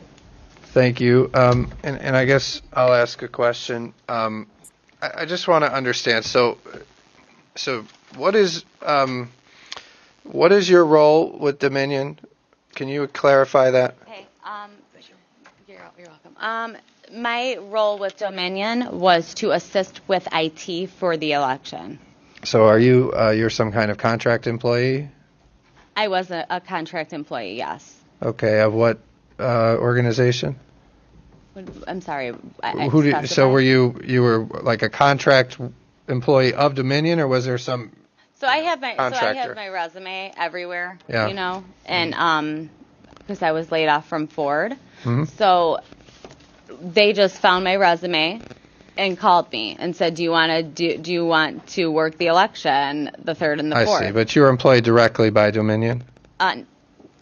Did Dominion pay me? No. PDS staffing paid me. Okay. Because they called me, but I was working for Dominion. Yes. Okay. Something very, very suspicious too, must I add, that we were not allowed to wear name tags at all. We were not allowed to talk about who we worked for. They were very secretive. They didn't want anybody knowing anything about them. And so I just want to make sure I understand you correctly. So you said you're alleging that you heard or that you witnessed ballots being put in the machine, run through, counted, and then put through again? Is that what you're alleging? Without discarding. Mm-hmm. That is what I am telling you to be a fact. And how many times did you witness this happening? I witnessed it in a 27-hour period, thousands and thousands of times.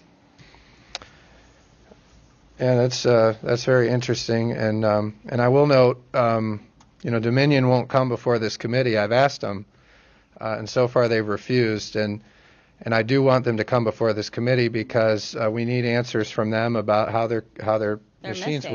work. So we're going to continue to try to get them here. But with that, I'll go to Representative LaFave. Thank you, Mr. Chairman, and I am not sure how I'm going to do this with one question, but I'm going to try my best anyway. So with these tabulator machines, of which you estimate there are approximately 22 to 24, I guess I'm not understanding. So you place batches of 50 on top of the machine? No. Okay, so we're going to look, I'm going to try to explain it to you as if it's a printer, okay? Thank you. Okay, so a printer, when the papers come out of the printer, that's where in these tabulators, that's where you would feed the 50 in, okay? Now, on top of the printer, right, so where the scanner would be, right? If it's like a 4-in-1, right? So that's where these ballots would come out after they had been tabulated, okay? So if one jammed, number 25 jammed, right, then it would put up an error. Discard, rescan. Ballot number 25 has an issue. So they would then take all the ballots that had been tabulated from the top, right, that are now on the top, the 24 that are on the top, the ones that are on the bottom that haven't been tabulated yet, okay? And number 25, the problem ballot, they would put number 25 on top. They would discard the entire batch, and then they would rescan it. Instead of discarding it, they would rescan them, counting those 24 again, okay? Now, let's say it was out of 50, number 48 that jammed. That's 47 being counted again. I'm just using you know what I'm saying? So, does that clarify that? Okay. It does. And basically you put batches of 50 in until you're done with that precinct, right? That's what they would do, yes. But a lot of these workers would they would get a batch of 50 and then they wouldn't get another batch for like 10 minutes. So then the ballot box was behind them, the steel ballot box. So they would have this batch of 50 in front of them for 10 minutes with no oversight. So they would run them through again with no oversight. They just had no idea what was going on. And if they did know what was going on, I'm giving them the benefit of the doubt, right? So I'm saying they have no idea what's going on. Who knows? They did. You know, I have no idea. That was I know helpful. what my friend said. Thank you, Mr. Chairman. Representative C.A. Johnson. You're on our list. Did you have a question? Okay. Representative Camilleri.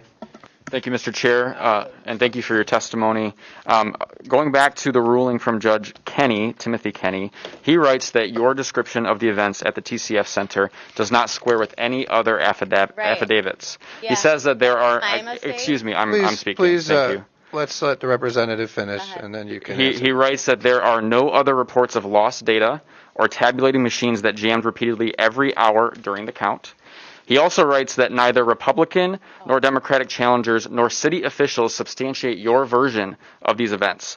The allegations simply are not credible, is what Judge Kenny writes. So my question for you is, you're making claims here today that there's systematic fraud in what's going on in our elections. Are the courts also tied up in that fraud? Let me tell you what I did by accident, okay? I gave Channel 7 an interview that they tied in to that and made me the witness that's uncredible. Guess what? There's going to be a couple behind me that are going to say the same thing I just said. And The witness before you was also proven not credible as well by oh the no, same she judge. wasn't because she wasn't even there. Representative Camilleri, let's let her finish, please. The very Ma'am, first time. So I just want to understand. I don't know what exactly all the things that are being talked about there are, but can you tell us what you said today is the truth? Is that correct? Sir, I wrote a written affidavit. Yes, it is 100% true. Okay, and did other people observe this? Absolutely. And behind me, you're going to hear a couple. Okay, and we'll hear And from them. let me just hopefully. state this. I was an IT worker on the stage. I was working with Dominion. I had no poll workers were not allowed on the stage. The data loss, nobody would have heard about that besides me, Samuel, and Nick. Okay? Just like nobody knows that Samuel went to the Chicago warehouse besides me because I worked for Dominion. They didn't. They're not going to hear that part. You know what I mean? The poll workers are not going to know that Samuel, they're not even going to know who he is. You know, they're not going to know that he went to the warehouse. So I think what Representative Camilleri is asking is perhaps why is it that more people, and I know we have a couple here today, but why is it that we're not having more people come forward? I mean, it seems like if there was all this widespread fraud that, we'd have dozens and dozens of people. I'll tell you why. My life has been destroyed. My life has been completely destroyed because of this. I've lost family. I've lost friends. I've been threatened. My kids have been threatened. I've had to move. I've had to change my phone number. I've had to get rid of social media. Nobody wants to come forward. They're getting threatened. Their lives are getting ruined. I can't even get an actual job anymore. I can't. Because Democrats like to ruin your lives. That's why. All right. Let's just like they do to Trump. Let's move on to Representative Steve Johnson. Thank you, Mr. Chair. So obviously these allegations are very troubling. This is my question here. If these ballots were run through multiple times, as you've alleged, I think you said possibly up to 30,000 times, definitely thousands of times being counted. When we examine the poll book and see who voted, and we count those numbers, yes, would they then not line up with the total number of votes coming out of Detroit? Just later. The poll book is completely off. Completely off. Off by 30,000? I'd say that poll book is off by over 100,000. That poll book. Why don't you look at the registered voters on there? How many registered voters are on there? Do you even know the answer to that? No, I guess I'm trying to get to the bottom of this here. Zero. There's zero. So my question then is guess how many? Wait. What about the turnout rate? 120%. Let's let Representative Johnson ask his question, please. So the poll book number. There's two things that could happen here. Either the poll book number, if ballots were counted multiple times, there's two options. Option number one is that the poll book numbers are not going to match. They don't. The actual. Not by thousands and thousands of votes. That's not what we see right now. Take a look again. Take a look again. Option number two is that they essentially were filling in names of people who didn't vote. Dead people too? So is that? Let's let your Representative Johnson ask his question, and then when he's done. I thought that was his answer. Okay. Well, I guess that's my question here is why we're not seeing the poll book off by 30,000 votes. That's not the case. What did you guys do? Take it and do something crazy to it? I'm just saying the numbers are not off by 30,000 votes. So I know what I saying saw. That they're filling in. I know what I saw, and I signed something saying that if I'm wrong, I can go to prison. Okay. Did you? Okay, I'm just trying to ask you a legitimate question here. Yeah, let's let Representative Johnson ask his question, and then don't interrupt him, and then if you want to respond to it, that's fine. And did you have more, Representative? Yeah, I guess I just want to keep following back up with the poll book. So are we saying that the poll book is either wildly off or that they are filling in names? It's wildly off, and dead people voted, and illegals voted. Okay. So that's my answer. I think we're going to move on. Yeah. Representative LeGrand. Thank you, Mr. Chair. So, ma'am, can I ask you a simple question? Sure. When did you convey the narrative? When did you communicate substantially the narrative that you've given us today? at what, do you recall the date that you gave that to the Trump legal team, to Mr. Giuliani and the woman sitting next to him? To Mr. Giuliani, To the team. to them, I'm working with a different attorney. Well, they're here with you now, and they heard your story, and it's not the first time they heard it. When did you tell them? I have when did you not give them spoken essentially directly the narrative? to Mr. Giuliani. Pardon? I'm not asking you to finesse here. I'm asking you, when did you tell them the narrative that you're telling us now? When did I write my first affidavit? November 8th. Thank you. That's a great place to start. Thanks. Right. All right. But does that answer your question? Because I think it does. It was sent to Lauren McLaughlin. And I don't know I think we're good here. Got it. We'll move on. So thank you, Representative LeGrand. Just clarify for the record, I met her for the first time today Mm-hmm. and talked to her for the first time yesterday. Mm-hmm. But if you're saying the affidavit is essentially consistent with her testimony today, and that was submitted on November 8th, that's great. That's what I wanted to know. I can't hear you, I'm sorry. That's okay. I think everybody else could. His statement was, I think his statement was, if the affidavit matches the testimony today, you're good. Is that what you said? Of course it matches it. Okay. All right. With that, I think we'll move on to our next person, if that's all right. Thank you for your testimony today. Andrew Cito and Hima. Is that right, or are we going to do the Colonel? I thought we'd do Andrew and Hima next together. Okay. They're the let's two do it. people that she mentioned. All right, that makes sense since you mentioned it. Maybe they can do it together. All right, and thank you. And then we'll do the Colonel. Okay, great. And if we could, I hope that we're respectful to the representatives here, both the Republicans and the Democrats. I think we're trying to ask legitimate questions. We're trying to get to the bottom of what happened.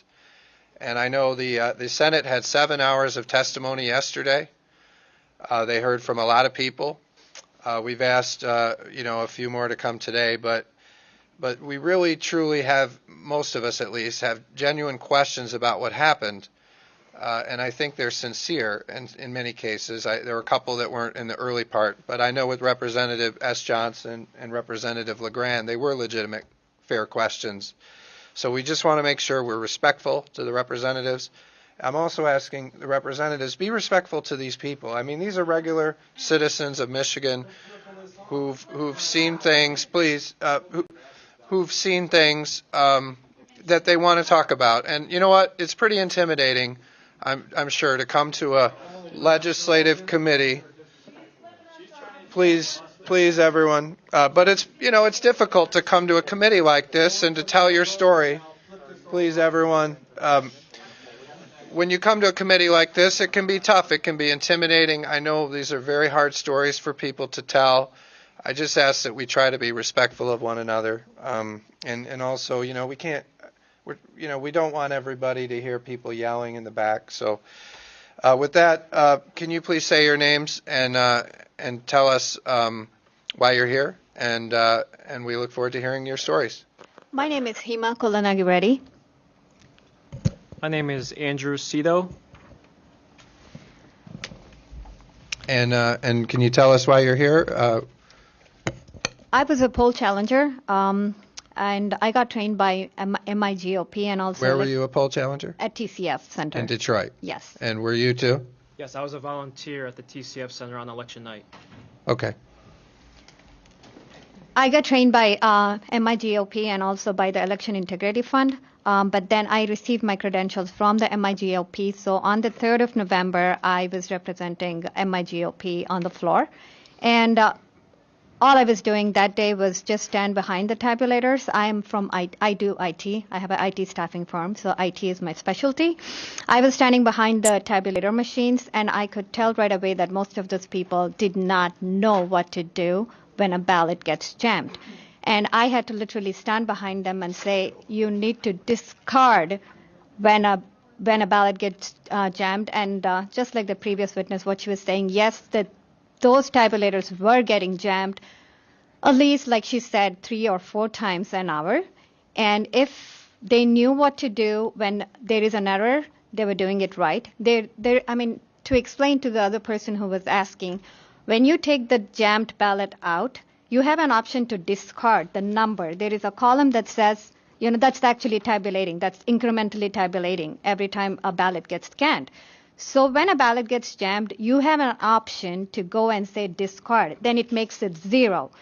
But you also have an option to continue. So what happens is when you take those one jammed ballot plus the rest of the ones that got tabulated and put them through again, like feed them, if you say continue tabulating, it will add to that 24 or 25 wherever it got jammed and then again rescan this entire thing.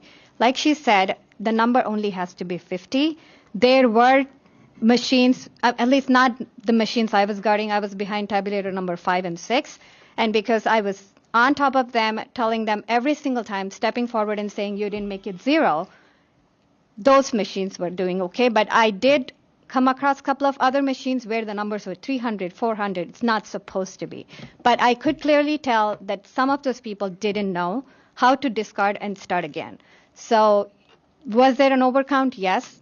Was it off by thousands? I can't tell. I only can tell what I saw. And I witnessed that some people didn't know what to do when it was getting jammed. I don't know how much of training they all had, but some people did not know IT. Similarly, at the county board too, where I witnessed this big stack of ballots that came in with a note saying not in EPB/S, which is not in election poll book or system. I didn't even know that that can even happen, that you can actually have ballots that are not in the poll book or in the system and still be fed into the system. These people were manually entering it, and I have the table numbers where this was getting done, like the counting board numbers, and they didn't know. They were manually feeding it with a birth date of 1900 something. And when I asked the supervisor why they were manually being fed, they said they did not know. They're only doing their job, and if I have a problem, I could go talk to somebody up there. But the thing is, they didn't even know how to unlock the voter record when it gets jammed. Because I'm in IT and I can understand the code behind it, I had to literally help them. I'm like, you have to go do this and do that. And that's when they kind of knew. So I could clearly tell most of these people didn't have enough training, and they were just monotonously doing their job. And whether it was intentional or not, again, I cannot witness to that. I can only tell what I was there for. And again, I just want to tell everybody here that when we became a poll challenger, our intent was not to get into fights with anybody. I'm an immigrant, and this country gave me a platform to be what I am today. I run a successful IT business. I'm one of the fastest 50 growing companies in America. And I really love this country. When I became a citizen of this country, it was a choice I made. I had to give up my Indian citizenship to become a U.S. citizen. It's a choice we all make. That's a country we grew up in, but this is a country we chose to live. So we just have a lot of respect for this country. Putting ourselves out here, it's not fun. Trying to get our names out there, trying to just kind of intimidate us. You have to understand, coming to a country where we have nobody and then start our life here, it takes a lot of courage. So we do have courage. And especially for me to do this, it's really scary. It was very scary because I am a very private person. I have no social media accounts. I just like to live a very private life. But I knew what was at stake from what I witnessed at TCF, and my heart broke because I had a lot of respect. I still have a lot of respect for this country, and I don't believe in racism as like the mainstream media narrative. This country has given me a lot, and I'm very thankful for it. So today when I'm doing this, it's not because I'm trying to say who's good or who's bad. I'm just saying that this needs to be fixed. In a country like India, we have a national identification card without which we cannot vote. When we come into this country, we have a retina scan, we have fingerprints, everything when we're entering into this country through a border. How is that a vote, which is the single most important thing any person can do, is actually being cast without an ID, without any kind of oversight, and those ballots getting duplicated without an oversight, and all of this fraud that was happening, it was heartbreaking. So that's why I decided to put myself here. Another thing that I noticed is that there were Democratic challengers there. I don't even call them challengers. They were agitators. They were only there with one purpose. When GOP people or nonpartisan people signed up, we were only trying to ensure that there was integrity. Whereas when Democratic challengers signed up, their only purpose there was to intimidate the GOP people and get them out. So that was what was happening on the 4th when I got on the floor. I didn't have my GOP tag on, so automatically I was assumed to be a Democrat. And I have seen some women who came to me and said, let's get these MFs out. And she was singing that song. And for me, I don't listen to secular music, and these days you can't even tell what is cussing and what is a song. So I thought maybe she was really singing a song. But then when I saw that she was targeting white male Republicans, accusing them of something like your mask slipped, you were not 6 feet away, so you need to go out, and your phone was out, and they were really intimidating all these white people.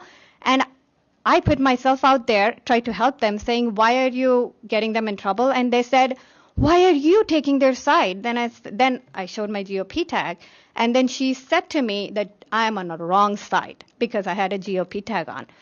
I was literally shocked that, somebody can judge me because of my political affiliation and say whether or not I'm on the right side or wrong side. I can think for myself.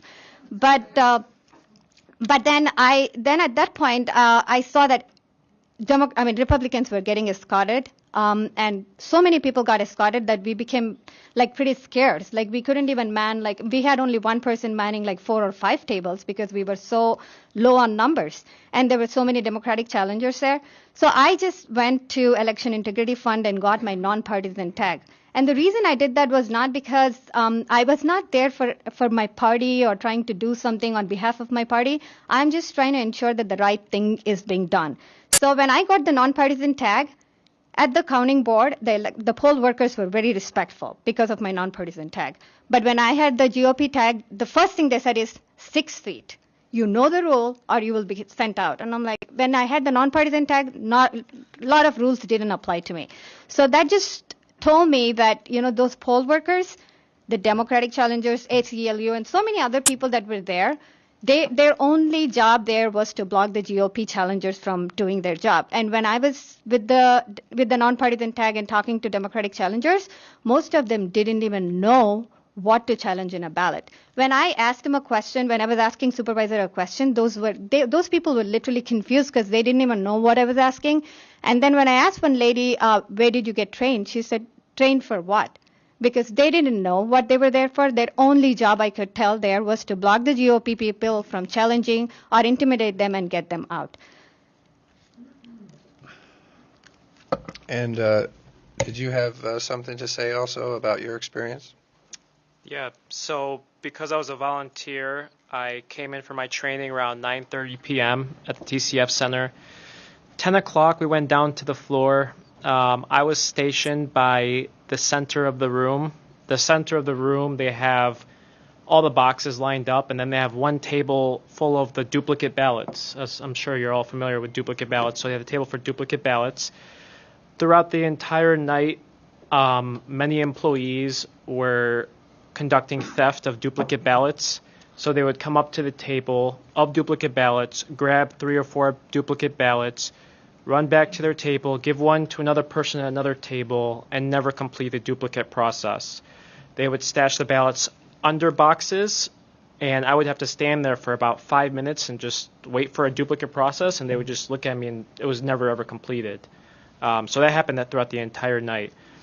Then around 4:30 a.m., we had an announcement that a new shipment of ballots were arriving, and these boxes of ballots were brought in by Mr. Baxter himself at 4:30 a.m.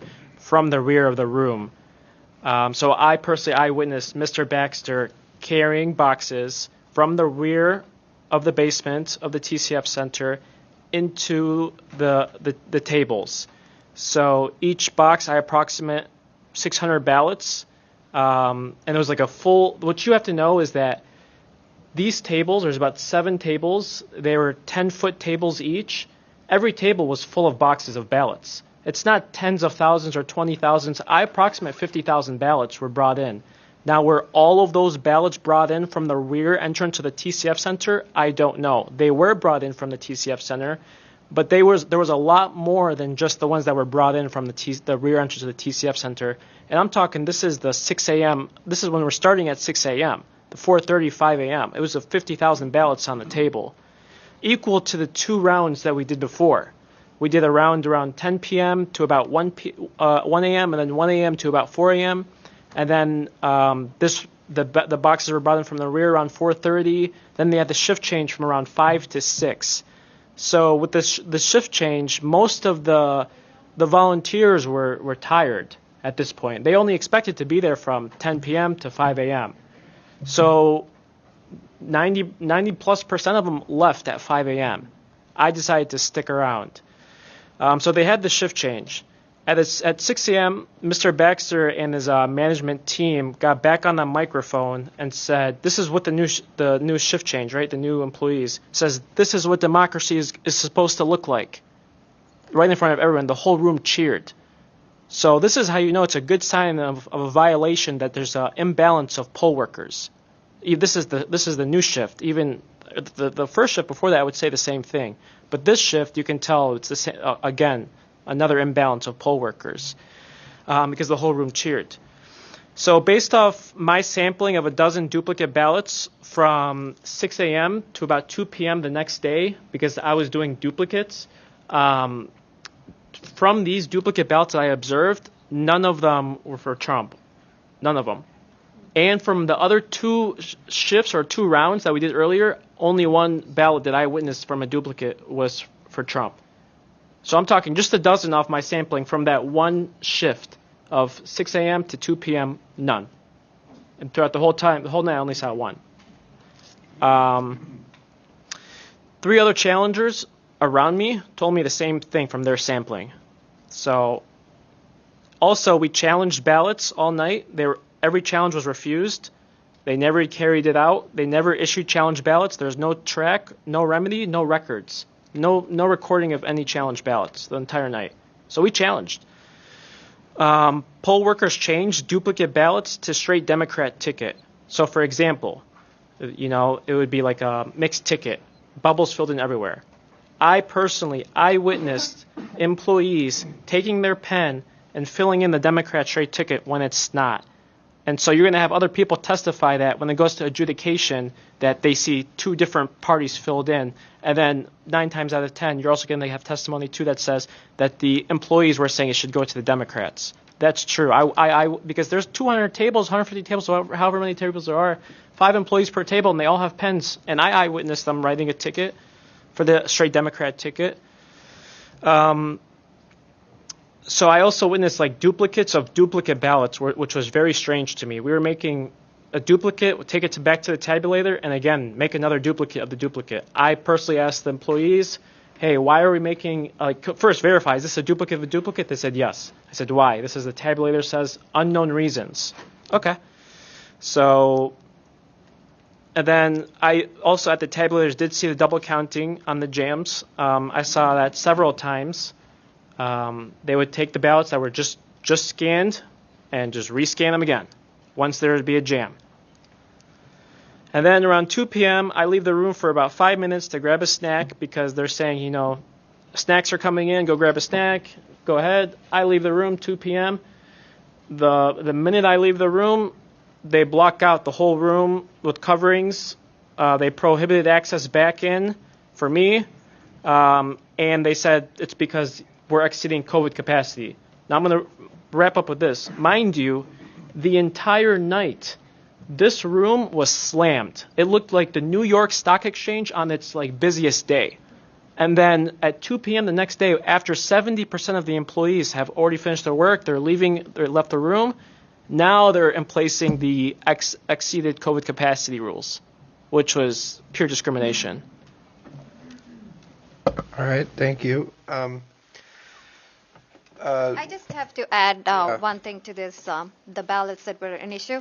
I was at table 57 where I said that I saw a stack of ballots which had a sticky note on it saying not in EPB/S. They didn't know what that meant, but it didn't take me long to figure out why it was saying what it meant. It is when they would scan a ballot, nothing would come on the system. So they would manually enter these. And that's when I figured out that they were not even referring to the poll book. So it is EPB/S, meaning election poll book or system. So none of these details were in either of those. And the thing that when I started writing down the ballot numbers and the last names of the person of the ballot that had the name on that ballot, they were all in sequence. these are absentee ballots, mail-in ballots. They cannot be in sequence. 2232 cannot have 2233 next to it, because if they're mailed in, they come in all different numbers. And when I started noticing that these numbers are almost next to each other, like one or the other was in the middle, but then they were almost next to each other, my antennas went up. That's exactly when I thought something is not right here. Then I asked the supervisor. There was not even a date on those envelopes. It said November 0-2020. There was no second number there. Then I said, what is the date on this one? Then they got really mad at me. They said, you're not letting us do our job. You're disturbing us. And at that point, because we really don't want to be kicked out, so we were just kind of not challenging anything because we want to still stay in the room because we barely had anybody. Not only that, the sequence ballot numbers were all from the same area, like the Goddard Street in the downtown Detroit. Goddard Street, sequential ballots, signatures were all alike. They had no date stamp. It said, like, it was empty after 0. There was no third or second or first or nothing. And none of them were coming up in the system. They were all being entered manually. They even knew that none of these details would even be in the poll book or in the system. All right. Well, with that, thank you both for your testimony. We're going to go on to questions now. I'll start with Representative Steve Johnson. Thank you, Mr. Chair, and thank you for being here. I think it's the most compelling testimony we've had tonight. You talked about the 6-foot rule, people being kicked out for that. There was a court case prior to the election dealing with this and saying that you had to allow a poll challenger to break that 6-foot rule to verify information. All right, I've got pretty good eyesight myself. I can't see someone's written address from 6 feet away. Sure. So the court case made it very clear that they did have to allow that. Now, when you're not challenging, you have to keep your 6 feet. Were people allowed to break the 6-foot rule to challenge? And then my second part, when these Republican challengers were kicked out, were they allowed to be replaced by another one? Because it was very evident that there was plenty of other possible Republican challengers there. Were they replaced by one or not? I'll take the first, you can take the second. The first one, when you said the 6-foot rule, we were in fact given a paper with these rules saying that we can break the 6-foot rule when we have to challenge a ballot. We even had the printed paper with us, and when we would show it to the supervisor, he'd say, we are enforcing the rules that we were given. That's the rule your team that sent you gave you. We don't have to abide by it because that does not apply to us. And we have to keep low profile. You have to understand if we don't want to be kicked out. If we don't want to, I may not be because I'm brown. But all I'm saying is, but that was my trump card that I used all day. But then the thing is, that's not a privilege for a white person. So white people, I could see, were not even daring to ask a question because if they were even a little bit louder, they would say, you're disturbing them, so they need to get out. And you have to understand the poll workers were ganging up with Democrats. They were all in on the same team, and the only people that are being isolated are the Republican, white male Republicans. So that's racism. If people ask me, was I ever treated unfairly, I would say rarely. Come to India, you will know what racism is. But here, no, I've been treated with a lot of respect. Now I see white people are being treated as, so much worse than, I was ever treated. So those people were not able to really loudly challenge because they will get kicked out. They did not want to abide by that rule where we can break that 6-foot rule to challenge a ballot because they didn't want to listen to what we had to say. As per the second question, no. They were not being replaced. Republicans were not replaced. So when a Republican challenger was escorted out, they were not allowed to be replaced by another one. The only ones welcomed in were the media, no challengers from our side. But I would say there was 2 separate systems. There was our systems where we were exceeded COVID capacity, fall in line, follow the rules, and then there was the friendly welcoming. Oh, you're the media, come on in. Oh, who are you with? You're with them, come on in. Another thing I also have to say is when the GOP people were getting escorted out with or without handcuffs, every poll worker and all Democrats stood and clapped like it was some kind of, they all won a lottery ticket. And that is exactly when I decided I'm going to do this, because that was heartbreaking, because these people were doing a job, a volunteer job. They were not getting paid. They all were leaving their work to be here for their country to ensure election integrity. And they were treated like criminals, and that's not fair. Not America. That's illegal. Representative LeGrand. Thank you, Mr. Chair. If I could just ask you the same question I asked the last witnesses. When did you, if you file an affidavit here, or when did you first make Trump's lawyers, when did you give them this story substantially? I didn't make any Trump lawyers because I was working for Election Integrity Fund. I gave my affidavit the same day on November 4th. Okay, so you... I don't know what happened with those affidavits, and I never met anybody from Trump team until, not even now. I haven't even met anybody yet. Okay, you filed... So you're saying you filed an affidavit on this on November 4th? November 4th. Okay, thank you. Thank you, I, in Representative. fact, gave all the ballot numbers, the last names, the table number, everything that I observed the same day. Thank you. Thank you, Representative LeGrand. Next, we'll go to Representative Riley. Thank you. I just wanted to try to understand what this was like when somebody tried to challenge a ballot. So you would say I challenge a ballot, then what would happen after that? What was a series of events? Even before the supervisor or the poll worker would respond to the challenge, the Democrats would just pounce and say, what are you challenging? And then when we try to give them what was the basis for challenge, like as I said, they had no clue because they were not trained. Their only training was to block the GOP people. So when we would say this is what we are challenging, they'd be like, they're clueless, obviously. And then the poll workers, they would be hostile. And they're like, we are not going to stop what we're doing. If you have a problem, you go take it up with the supervisors. They were all in on it together, so nobody was going to listen to it. Not a single challenge was ever entered. And this was the same thing happening. So then if you went to the supervisor, he would not do anything? No, nobody would do anything. Okay. So in addition to that, thank you. In addition to that, when there was no Democrat challenger, which I witnessed in the minority of times, I would make a challenge, and the head of the table would say, what's wrong? And I would say, this is wrong. And they say, no, that's not wrong. And I said, no, I'm challenging it. So, for example, just one example is I challenge you for filling in the Democrat straight ticket. Can I challenge that? No, it's not a challenge. No, document, just push it through. That's what they did.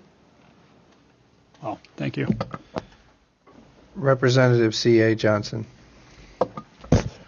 Thank you, Mr. Chair. Mr. Chair, please indulge me. As a woman from the city of Detroit, a woman who has lived, I'm talking about me now, who has lived in the city of Detroit all of my 62 years, and having spoken with many, and by the way, thank you, having spoken with many people who worked the TCF or TFC. TCF. All right, let's let Representative Johnson continue. And please get to your question, Representative. I will. So my question really to you, Mr. Chair, I'm going to repeat it again. These people, our guests, are sharing information, just sharing and sharing and speaking and speaking. No one is under oath. The world is watching us right now, and the world is watching right now, and there are one person after another who's testifying or who's making allegations, because that's exactly what they are, allegations of wrongdoing in the city of Detroit. I wonder, and I'm going to ask you the question, did you see any cameras at the TCF Center. All right, so. And Representative, I just want to remind you, I think it was the purpose of today's hearing to hear from people across Michigan who witnessed things at the TCF Center. That's why we're here. Well, here, and I'm not going to argue with you about that. Here, so okay, so they're here, but they're taking so much time, and I see no Detroiters. There is one Detroiter. Stop that. Please continue, Representative. And there is one Detroiter, but I have many emails. Since there's no one who you have in this room to represent Detroiters, except a couple of us in this room, I have emails from Detroiters. We've taken, 2 hours? Did you have a question? I'm willing. Please stop yelling. People in the audience, let me handle this. Representative, listen, we've had hearings in the past, as you know. We'll have more hearings. Today, we've invited Mr. Giuliani, and Mr. Giuliani has brought forward witnesses that he says have firsthand knowledge of fraud. That's what we are doing today. If we want to find out if... Please let me finish. Yes. All right. So if you want to do other hearings, we're doing more hearings. But today we're here to hear from these people. So do you have a question for these witnesses? No, I have some concerns, right. Well, many concerns, and I want to just share with you out of order. What the concerns out of order. are. Do you have a point of order? I'm sorry? Do you have a point of order? Yes. What is your point of order? Point of order is to have them under oath. You're out of order. As I've said, this is something that is not done here in this state. It's really only... it may not be done under the state, but you're allowing people to come in here and lie, and I know they're lying. Representative, you're out of order. I've indulged you, but you're out of order, and we're going to move on. And on behalf of my witnesses, I would like to point out that every single witness we've presented here has sworn an affidavit as to all of these facts. And so... Representative, please, I gave you some room there, but we're going to move on. We're going to go May now. I say something, please? Sure. If that is what you want me to do, I would do it. And I will still repeat the exact same thing I watched. And you know what? I also want to say one thing. If it is a lie, it may change because a liar has to have a lot of memory power. If it is truth, you can ask me in the middle of the night, it'll still be the same. All right, I'm going to take this here. Please stop. We're going to move on now to Representative Lefebvre. Thank you, Mr. Chairman. I appreciate it very much. Audience members, we're not going to be able to get to the end of this if we continue with interruption. So I would ask a little bit more patience with us. I have two questions, as we have two witnesses. I hope that's okay, Mr. Chairman. If there are relevant questions, I will let you proceed. If they're not relevant, Mr. Chairman, please rule me out of order. I would appreciate it. Question number one, as I heard from, could you say your name again? Hema Kolanagi Reddy. Hema, thank you. You want to try that? I'm going to try it once. I'm not going to try it twice because I got a bad memory. I heard that there are sequential ballots from one street called Goddard Street that have no dates. Correct. Approximately how many would you say? Each box would have 50 ballots. There were about two, three boxes there. I was already tired because we have no chairs. So I took down, after 20, 25 names, there's no point because you can see what's going on. So I immediately wrote down all those details, gave a sworn affidavit to Election Integrity Fund. And I said, this is what I witnessed. These are the names. These are the ballot numbers. And this is not the address, but then I told them that it's Goddard Street is something that just stood out because you can see it on the highway, so I know that name. I'm like, I don't even know what's happening. And we were told not to challenge anything at that point because they said this entire process needs to be challenged, so don't challenge. Try to stay in. Try not to get kicked out. So that's what I was doing. Very helpful. Thank you. Andrew, approximately how many duplicate ballots did you see in general? And then, if you could, approximately how many of those duplicate ballots and these are your words, not mine, do you believe were stolen or taken off of the table and brought to places that you believe they shouldn't have been brought to? So, as my responsibility to stand in the center of the room by the duplicate table, an employee would come up and need a duplicate ballot, right? For example, just to layman's term, let's say there's a coffee stain on the ballot, right? Which none of these ballots had any real issues from as far as I know. They're all tabulator issues. But they would come grab a ballot, and my responsibility was to follow them to their table, to be the challenger, to observe over it. So there would be me, there would be the workers, and there would be a Democrat challenger, and we would observe over it. Throughout the entire time I volunteered, I would say between 24 to 36. And there were times where we had people stationed around the room.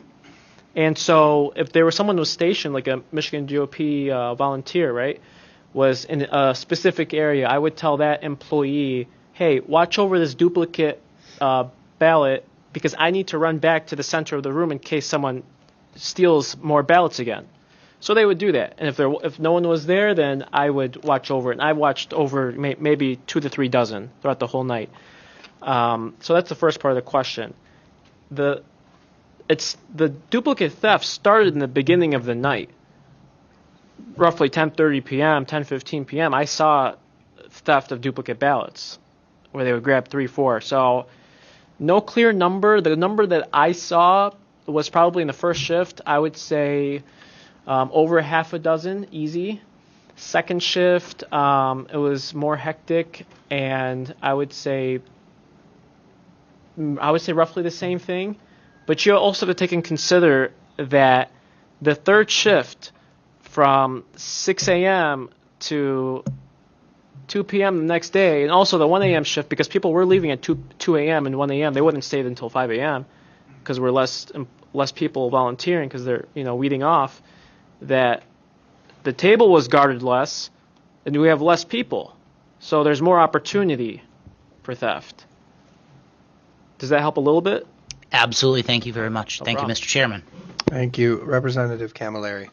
Thank you, Mr. Chair. So if what you're saying about the tabulation of ballots is true, and that some of these ballots were counted multiple times, why is it that there are not more ballots than those who are tabulated in our poll book? I do not know how your system works.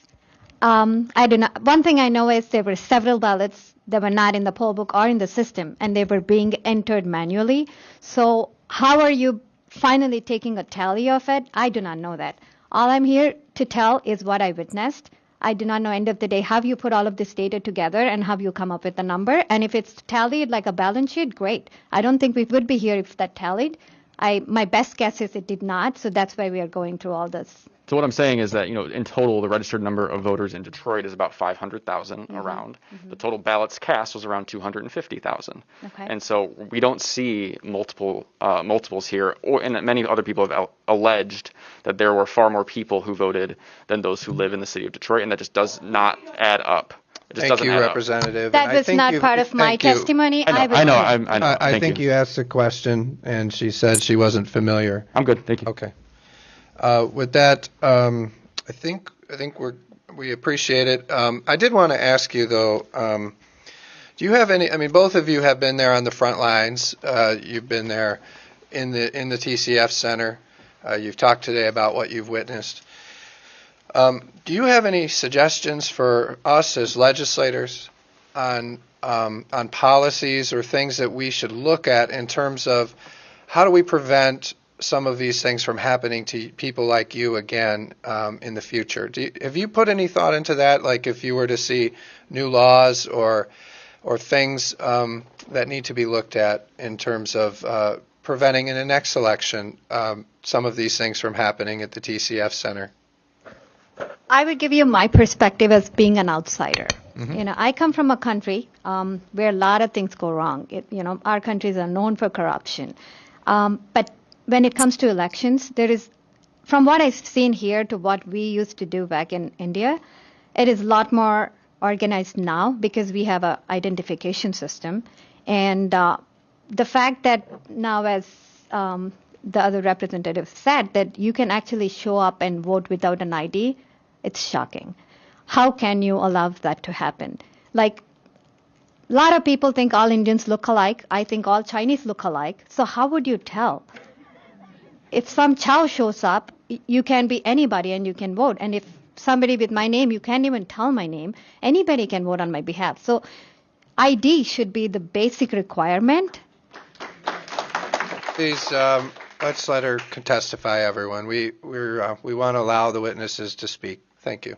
ID should be the basic thing, and there should be a cutoff date as to when you can request the mail-in ballots. It can't be like you can show up the same day and request it and give it the same day. The whole purpose of the ballot is defeated. I think you can put a lot of measures, maybe put policies that this does not get repeated, because, and again, the fact that there was not a Republican present on every counting board, that was also a shocker. A lot of people I know from my own church, they wanted to work as a poll worker, but they were told that the positions were full, so they don't need any more Republicans.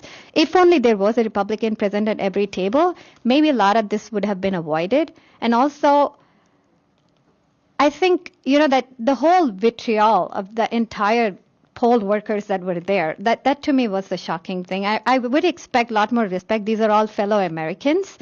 If it was towards an immigrant like me, at least maybe it's understandable, but these are all fellow Americans. Why would you hate them just because of their political affiliation? Maybe that could change. We are talking a lot about hate, BLM, and everything. How about we also just extend it to, the white males or, whoever is being also treated very, that's discrimination what I noticed. And this is an outsider perspective. Do you want to answer the question? Do you have any suggestions for us? I'll be brief. Yeah. I mean, simply, we just can't let it happen. The way we do it is up to you, and that can change. You have to think about it. Law changes over time, and it's going to continue changing for the next thousands of years, but we simply can't let this happen, because if we don't let this happen, then reality will change for the next thousands of years.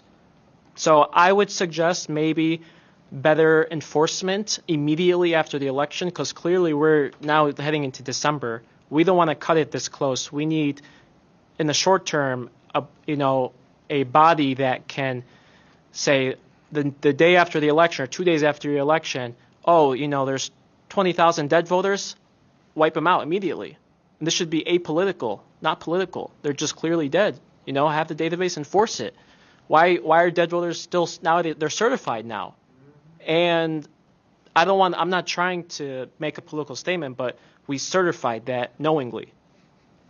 Thank you. Well, I know you both are very brave coming here today, and I understand it's shocking, the things that you've said today about what you've witnessed at the TCF Center. So thank you both for your testimony. We appreciate it. And now, Mr. Giuliani, I think we'll move on to the Colonel here. It's all right. So Colonel Phil Waldron is here. Please, when you're ready, Mr. Waldron, can you explain why you're here, what your background is, your expertise, and when you're ready, please begin.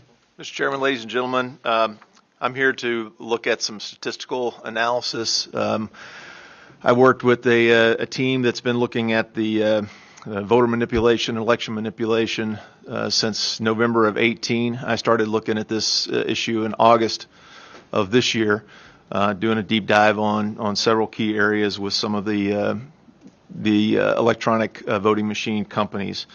And we started looking at some of the vulnerabilities that have been mentioned on the floor of the U.S. Congress and Senate that have been widely published in, publicly available documentaries. So we began looking at the problems immediately after the election, doing analysis on anomalies in the data.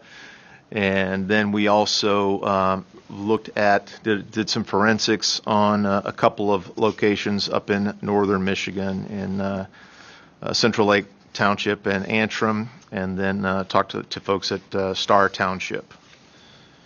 And all this information is in affidavits as well. sworn affidavits.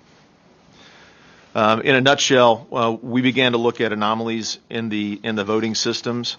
We looked at publicly available information from your state.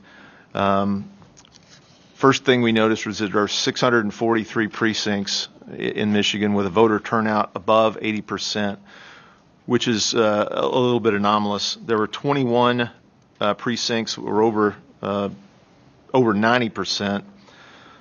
10 precincts that had exactly 100% voter turnout, and 6 precincts that were over 120% voter turnout. So as we began to look at that, my team focused on anomalous patterns where votes were entered in an amount of time that was physically impossible for the tabulation machines to process the votes. And so we found four spikes in the analysis that exceeded the tabulation machine's ability to process that amount of votes in a timeline, and that was in Kent County, Macomb County, Oakland County, and Wayne County. And again, this data was from Dominion and published, in open source. So those anomalies pointed us to a couple other things that some of your previous witnesses, who I just heard tonight, but the incremental absentee vote punches were, there was a big move from 652 on the morning of the 4th. 16,000 absentee votes were processed. Between 6:52 and 7:49 local time on the 4th, an additional 213,429 absentee votes were processed, and this aligns with some of the observations that the previous witnesses made. And then at 11:15 that same morning, in a time period of about 8 minutes, which correlates to the time our previous witness, Ms. Jessie, testified, there was 56,098 votes processed in an 8-minute period. Now, each one of these machines can process about 20,000 votes an hour, so you can do the math yourself, or it's in our affidavit. So the anomalous activity led us to believe that just looking at the data, that there were red flags for fraudulent activities, and we have subsequently asked for our team or someone else to do the forensic analysis to determine exactly what happened with those votes and those spikes that could not have been mathematically processed with the amount of machines that were present in the facilities. Our team also went up to northern Michigan to the Central Lake Township. We do have an affidavit from Miss Judith Koslowski. While we were up there, she had a tabulation or retabulation, and showed a pretty significant amount of change in the votes. We published an affidavit with those key elements that showed differences in the data runs and the tapes, and I believe I've provided that to you as well. And then a declaration by Robert Marsh, the Star Township supervisor. A couple of the excerpts. When he said, upon examining the tape at the close of the polls, I could see that President Trump had clearly won the presidential race in Star Township. He said, I believe the numbers were 462 for President Trump, with Joe Biden receiving 161 votes. Normally, when a candidate has such a large lead, it's safe to assume who the winner would be. Early the next morning, my wife received a phone call from a friend asking what happened to Antrim County going blue, meaning Democrat. At 7:36 that morning, I was texting our stats representative, Tristan Cole, to find out if those were the actual results. At the time, Tristan advised me that the numbers were not right, that Antrim County was reporting 462 votes had been credited to Joe Biden, and President Trump had only received 10 votes. So we saw numerous examples of numbers moving, numbers being flipped and switched. As you realize, the Antrim County is where the 6,000 vote glitch occurred. And if you look at the numerous references in the guidelines for elections in the Help America Vote Act, the Federal Election Commission Voting System Standards, and the Federal Information Security Modernization Act, an error rate is permissible for 1 out of 125,000 ballots. And if you look at just what happened in Antrim County, the error rate was 8.3, so it puts it about 750 times the allowable limit. And according to the regulations, that should have disqualified. They went later and changed that from a glitch to a clerical error, which, you know, they kind of changed up the reporting on that a little bit. In a nutshell, we found several other things using open source data.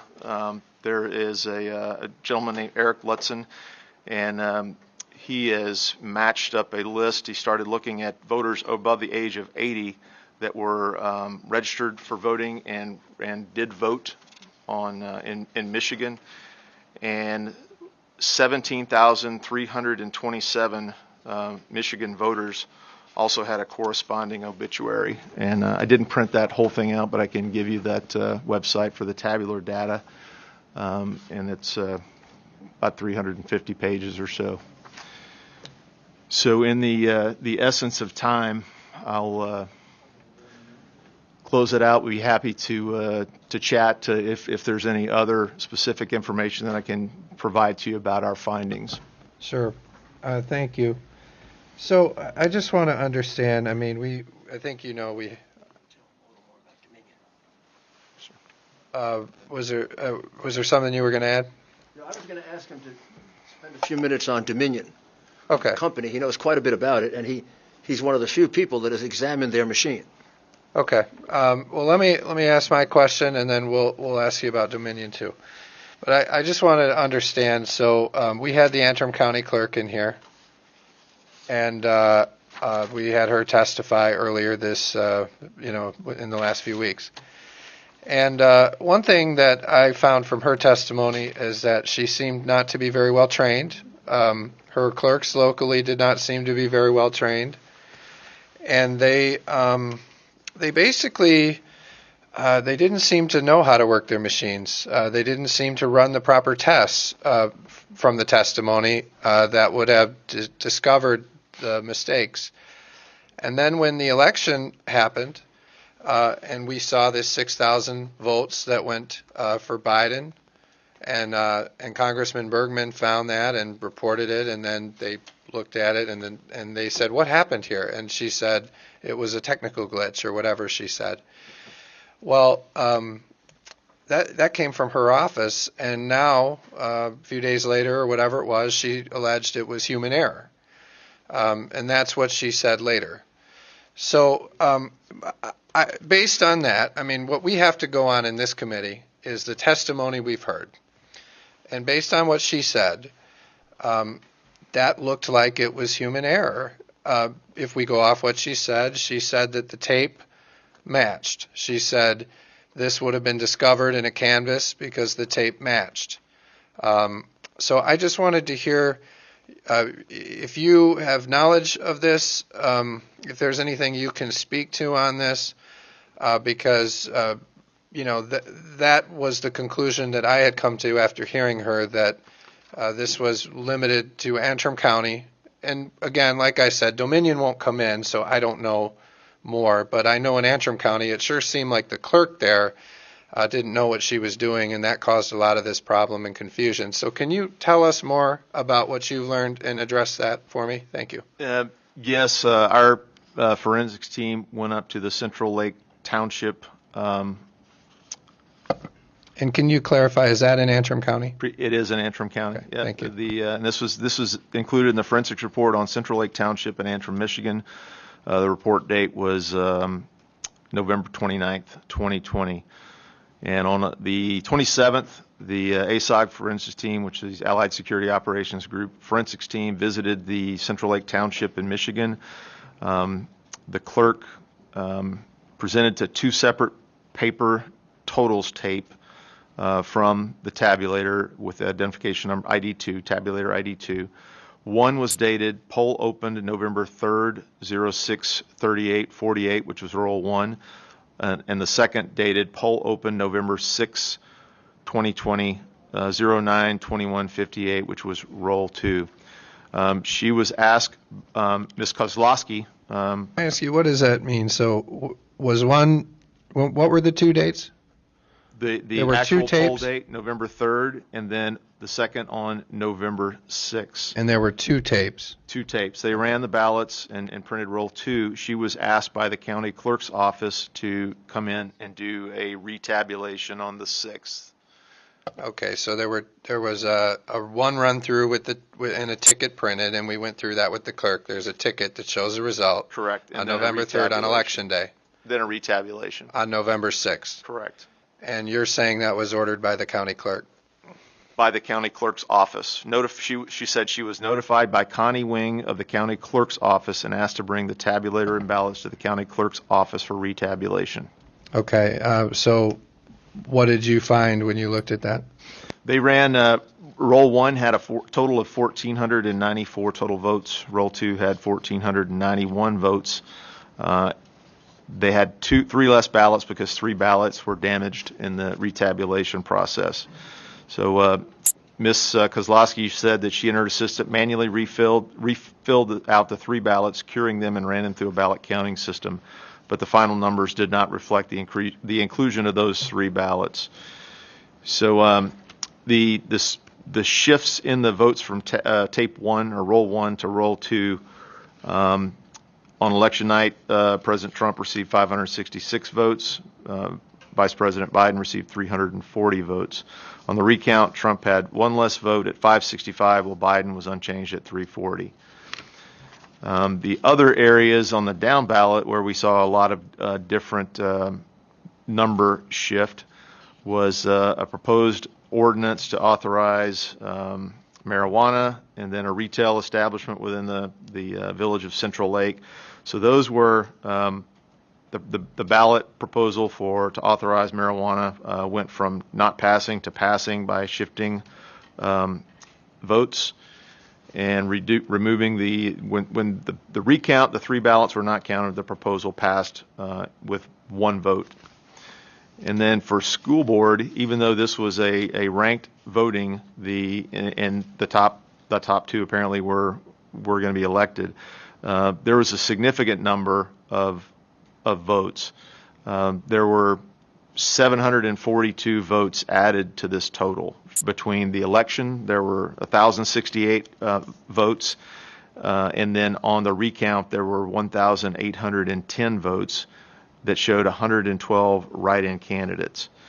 The school board member shifts were significant, as well as there was a change in the state proposal 20-1. There was a change in those numbers. So the way that works, the township clerk was given 2 compact flashcards as a security key. One of the compact flashcards is known as the ISD card, so it goes into the administrator slot, and then the CF card goes into the poll worker slot. And then there's a security key that's used on the security key. So Ms. Kozlowski was given the cards that were in proper retention and reran the tapes.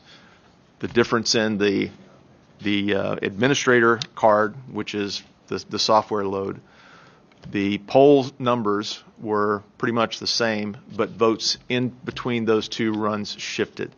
So there's a discrepancy in the forensics. How did you find that? The discrepancies? Huh? In the actual tapes, in the tabulation Is that one tapes. machine? One machine, yes. It made that many mistakes? They made a lot of mistakes. Did it do anything right? It kept pretty close to the other votes, but it did not meet with the standards of the Federal Election Commission. We have not examined forensically in this election more than this machine. It's pretty much been been blocked. So This definitely is far outside the limits of the 1 in 250,000 vote error rate. So Based just on that, would you want to examine more machines? Yes, sir. just to understand, so what the clerk has said is that, and I heard you say there were 2 tapes, and then you kind of went through how there were some differences on the 2 tapes. What the clerk has said is that there was a problem basically with the way the count was displayed on the website, but that when they looked at the tape, that the count was accurate, and that would have been caught in the canvas. Do you agree with that, or do you disagree? So the votes were canvassed on election night, according to Ms. Kozlowski, and approved. And for some reason that she did not know, she was asked to come back in to redo. She said on this is the declaration of Ms. Judith L.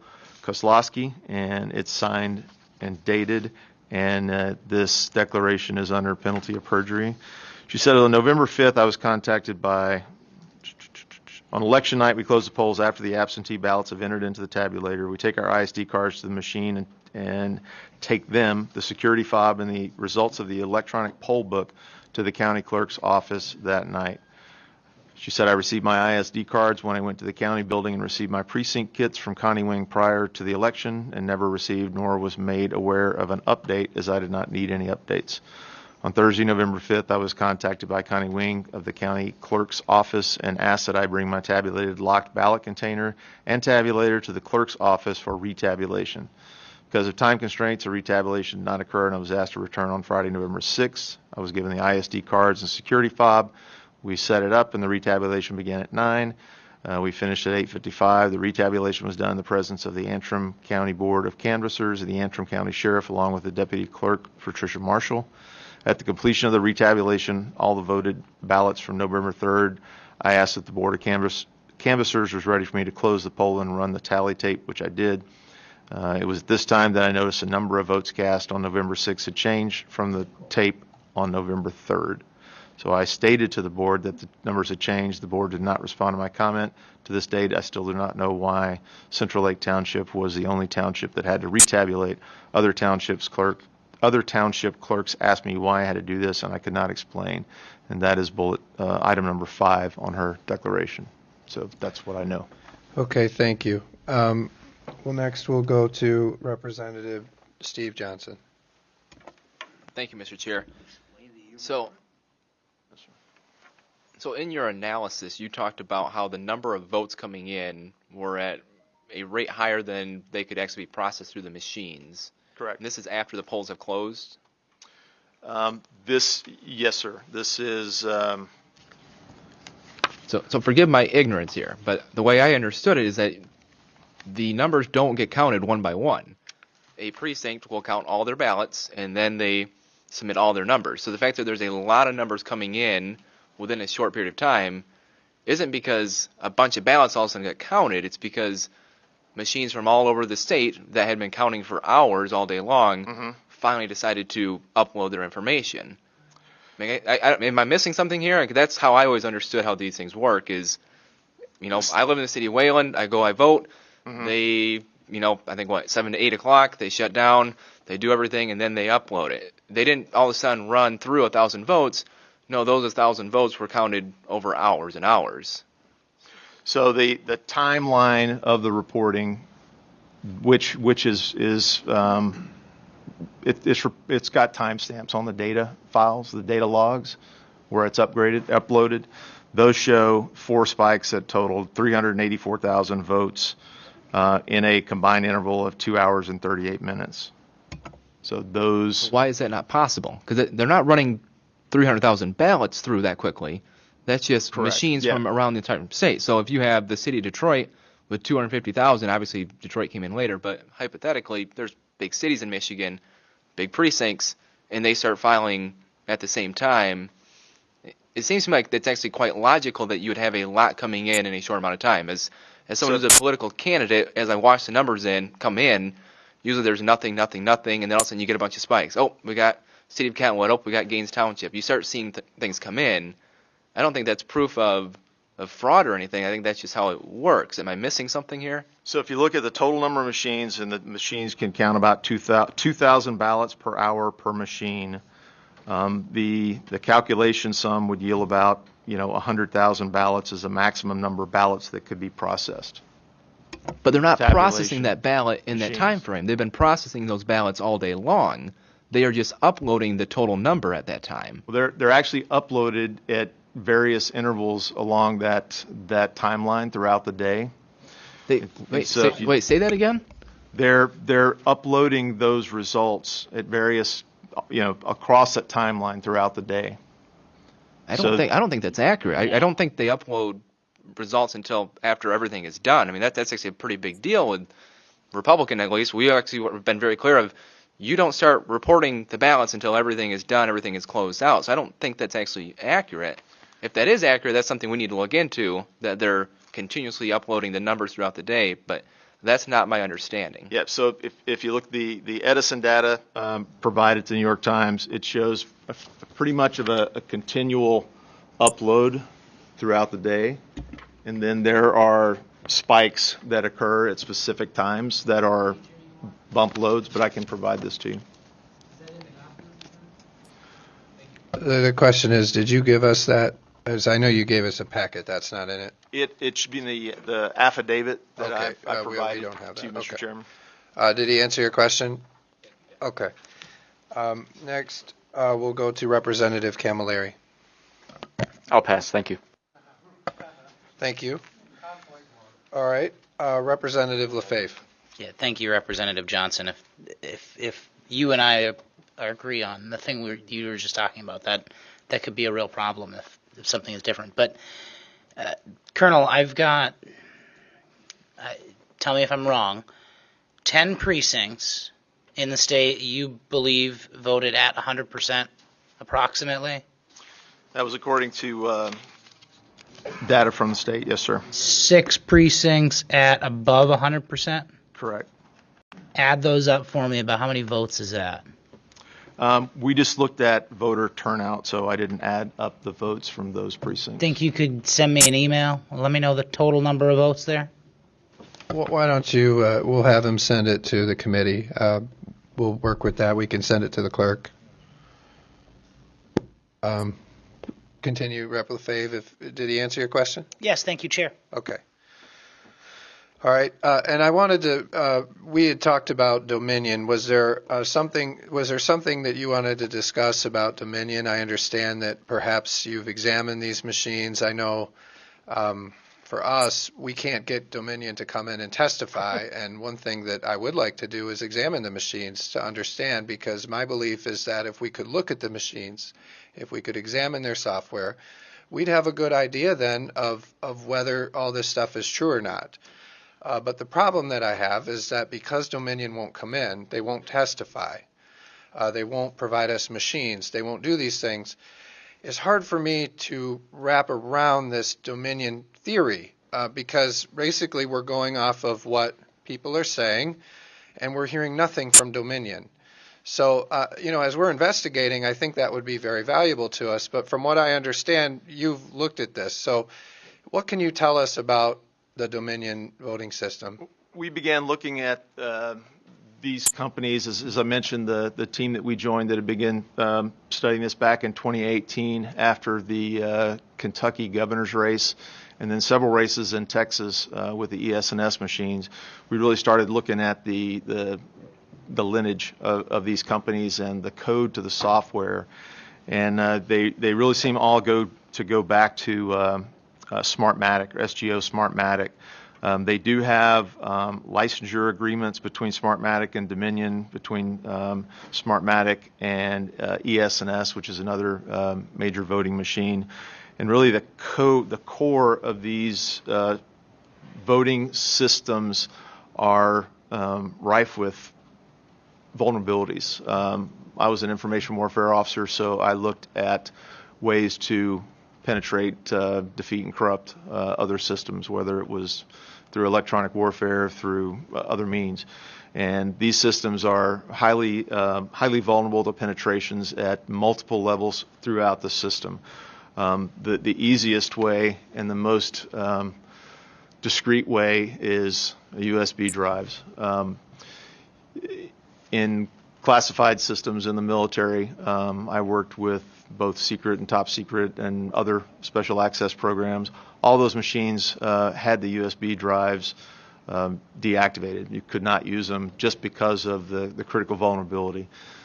These machines all work off of USB drives, and so we've found in dealing with Pennsylvania and in Arizona, there is no control, there is no chain of custody in the USB drives. Workers can stick a USB drive in. We could stick a USB drive into any of your laptops. You don't know what's on there, and you can change software, you can change operating systems with the USB drives. And the core of these systems is manipulability. This is the operator's manual and the implementation statement for 5.1. One of the myths that has been propagated even by the director of CISA at Homeland Security, which is the Cybersecurity and Infrastructure Security Agency, is that, well, these machines are not connected to the internet. In the operator's manual, there's a whole page of references that show you how and when to connect and what selectors to connect to servers and to routers, so it is connected to the internet. That's how you get election night reporting. That's through another company called Clarity Elections. They provide early reporting to the news media. Matter of fact, as I was looking at one of the counties where I saw the spike, I believe it's Oakland County. I was going to the Oakland County, the 2020 elections results, and I clicked on the elections results, and a warning flag pops up to the right side, and it says, "You're leaving this domain. You're going to clarityelections./mi." So the information for the counties in your state isn't really maintained or owned by your county and state, but rather a corporation that's owned by SOE Software and Cytl, SCYTL, which is a Madrid, Spain corporation. It went bankrupt in May of 2020 and was purchased by another UK registered company. So we've recently found, and we're digging further, that there was a $400 million financial transaction to Dominion Voting Systems in October, 1 month before our election. We're digging into that, but we know through some of the leaked information from the Panama banking system that SGO, Smartmatic, and Dominion both share a physical address in a small building in Barbados as registered headquarters. So these companies share licensing agreements. They share a common core of their DNA is the code, is the software. And I'll be happy to provide you an electronic copy of this operator's manual. And when you read through here, and you can see all the options that administrators and operators of these systems have, like some of the previous witnesses mentioned, they can vote blank ballots, they can delete data, they can mass adjudicate write-in ballots. And so it is designed to be inaccurate. It's designed to, if an individual or a team of individuals had a malign purpose, this would be the tool that I would want to use. Can I ask you, Colonel, tell them the history of Smartmatic. When did it start? Where did it start? Smartmatic. And what was it developed to do? Smartmatic was developed in Venezuela. Hugo Chavez was the president, and basically he invested, I believe, 28% of the money to fund Smartmatic to control the Venezuelan elections. I personally debriefed the son of a Cuban intelligence officer who was at dinner with two of Hugo Chavez's relatives when Maduro's election was in question due to the populist uprising in Venezuela. and they told him, the son of the Cuban intelligence officer, don't worry, it's guaranteed. Our father invested the money to start SGO. So, And have they been involved in numerous elections that have been questioned as to the integrity of the election? Numerous elections in Central America, the South Pacific, and Europe. And are they allied with Dominion? Well, at least in Barbados, with a shared. Does Dominion office. use their software? The Dominion software, so that where the merger of the DNA comes, is there's the licensing agreement, and as a result of a lawsuit, Sequoia Voting Systems was sold off of SGO and purchased by. Who owned Sequoia? SGO Smartmatic owned Sequoia. They sold Sequoia Voting Systems to Dominion Voting Systems, and they also purchased Premier as a result of an antitrust. So all of the DNA and the code and the software in these machines are very, very similar. As a matter of fact, there's testimony on the House floor as late as July of 2019 that decries that we're actually still using this equipment that is full of holes. My team is doing analysis all over the country right now. We're we can't meet the demand because there's so much. But there was about a 40-page document with the vulnerabilities that was pulled down off of Stacey Abrams' website about these systems across the party, across the aisle. There have been Democratic senators, Senator Klobuchar, Senator Warren, as well as Republicans. So this is an American issue. This is a national security issue. Our voting systems are defined as national critical infrastructure, just as critical as nuclear power plants, just as critical as petrochemical, steel, and ports. What's fractional voting?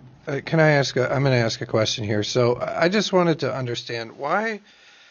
So when we hear these things, they say in the press, they say this has been debunked, right? Every time I read about this, they say this has been debunked. It's fake news. Please, we don't want to have to remove anybody, and I'm serious. We're not supposed to yell out here, but let me ask you. When you hear that, why do you think they're saying that? Because we do hearings like this. For many people, this is the only time they hear testimony like yours. But why are they saying that it's debunked? Do you have a theory on that? I have a theory in life, and it's about people and personal behavior. It's either a variable of competence or a variable of commitment. In this case, they would be either incompetent. They haven't done the research like I and my team have done. They haven't looked to the user's manual of these systems. They haven't rationally thought that, okay, these election votes are updated in real time. How does that happen? Nobody's getting in from a car from Lansing, Michigan, and driving it to New York to be uploaded at the Rockefeller Center. So these are connected, and actually in the operating diagrams of the systems, the high-level block diagram, this is Democracy Suite. It shows Democracy Suite, EMS application and document management server, the Democracy Suite database server, the data center. This is data. This is electronic data. Your ballots are put into the machine, and they're turned from a paper ballot to a ballot image. And the ballot image is data, and the data can be manipulated with something as easy as a USB drive. Thank you. Representative Riley. Thank you. So I'm just trying to figure out, would not a recount detect if you had a software manipulate the votes? Wouldn't that be easily seen? So what we observed, and your other witnesses tonight observed, is a injection of paper ballots. Whether those are accurate or not, you could recount the manual ballots, but unless you did a forensic audit of the ballot itself, you wouldn't be able to tell if the ballot was fraudulent or pre-printed. We have technology to be able to do that. A gentleman that I'm associated with in Texas, his name is Jovan Pulitzer. He invented the QR code and scanner and scanning capability, owns a patent on all that. He's devised a way to determine fake ballots or ballots who were pre-printed. So yeah, but isn't that another issue altogether? I'm just talking about this is a multifaceted issue, but yes, the forensics data, if you have access to the software code that was driving the algorithms in these machines, and I say algorithm because the data that's the raw feed of the data is reported in decimal places. So if you're tabulating votes, your vote, my vote, Representative Johnson's votes, well, that's 3 votes. This data is reported in 3-digit fractions. So how is that possible in an additive function? So the software and the code is what we would need, or a qualified forensics team of your choice would need to look at to determine what algorithms were in the USB drives that drive the machines. And the number pattern that we see is that they would pick 3 to 4 precincts. They would run the algorithm for an X amount of time till they got close to the precinct threshold so it wouldn't kick off the overvote situation, and then they would move it to another precinct. So this is a complex issue with injection. In Pennsylvania, we heard a gentleman who, again, signed an affidavit as a truck driver that he delivered a truckload of ballots to a vacant lot in Pennsylvania from New York, and his assumption was the ballots were just left there. There was no one there to sign his bill of lading, to give the bill of lading. So the hypothesis or the assumption is that was used as a staging area for people to go pick up pre-printed ballots to move into the system. For example, what we saw in some of the late absentee numbers in Michigan. Thank you. Thank you. All right. With that, we'll move on. Thank you for your testimony today. We appreciate it. And now we're going to invite up one more person, Monica Palmer, who's a Wayne County canvasser, if I understand right.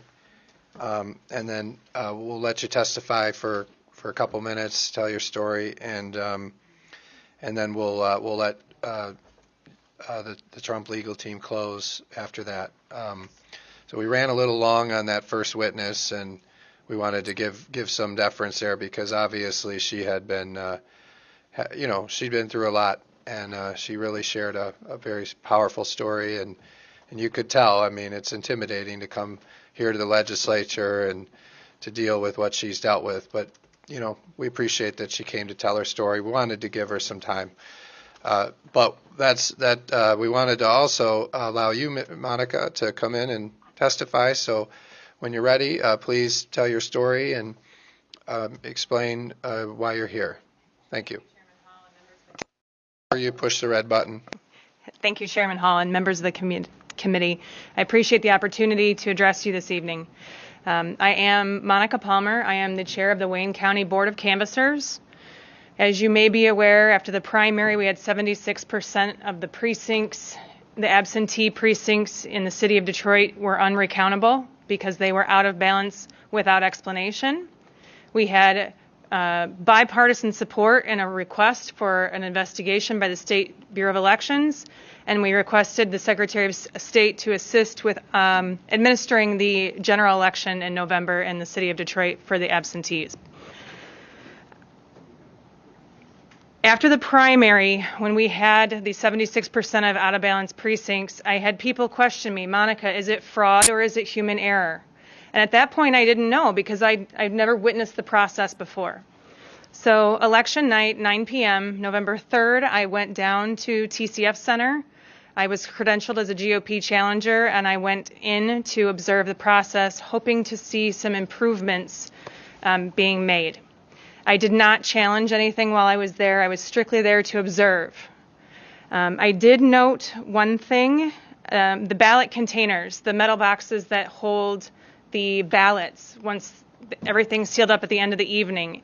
The Board of Canvassers, the County Board of Canvassers are responsible on an incremental basis to touch and feel and make sure that those ballot containers are secure. And they're labeled with a sticker that says this container is certified and it's got the signatures of the board members on it. As I was walking through TCF Center, I located 5 ballot containers that had red "Do Not Use" labels on them. They were damaged. They were new containers that were ordered. They had manufacturing defects. The weld on the back seal, the seal on the welding on the back side was not completed properly, and you could slide paper in and out of the back of the boxes. Those containers that were used with the red labels will not be recountable. The chain of custody has been broken for those boxes. I was at TCF Center for 26 hours straight. I got there 9 o'clock election night. I left around 11 p.m. Wednesday evening after counting had been completed. They were working on closing up the poll books. There's a lot of other testimony from challengers that can describe the activities that happened in there. I won't waste your time with that. I want to move on to the canvass. We had gone through the initial canvass of about 20% of the absentee counting boards and realized that the number of voters in the poll book, so people cast, did not match the number on the tabulator tape, ballots cast.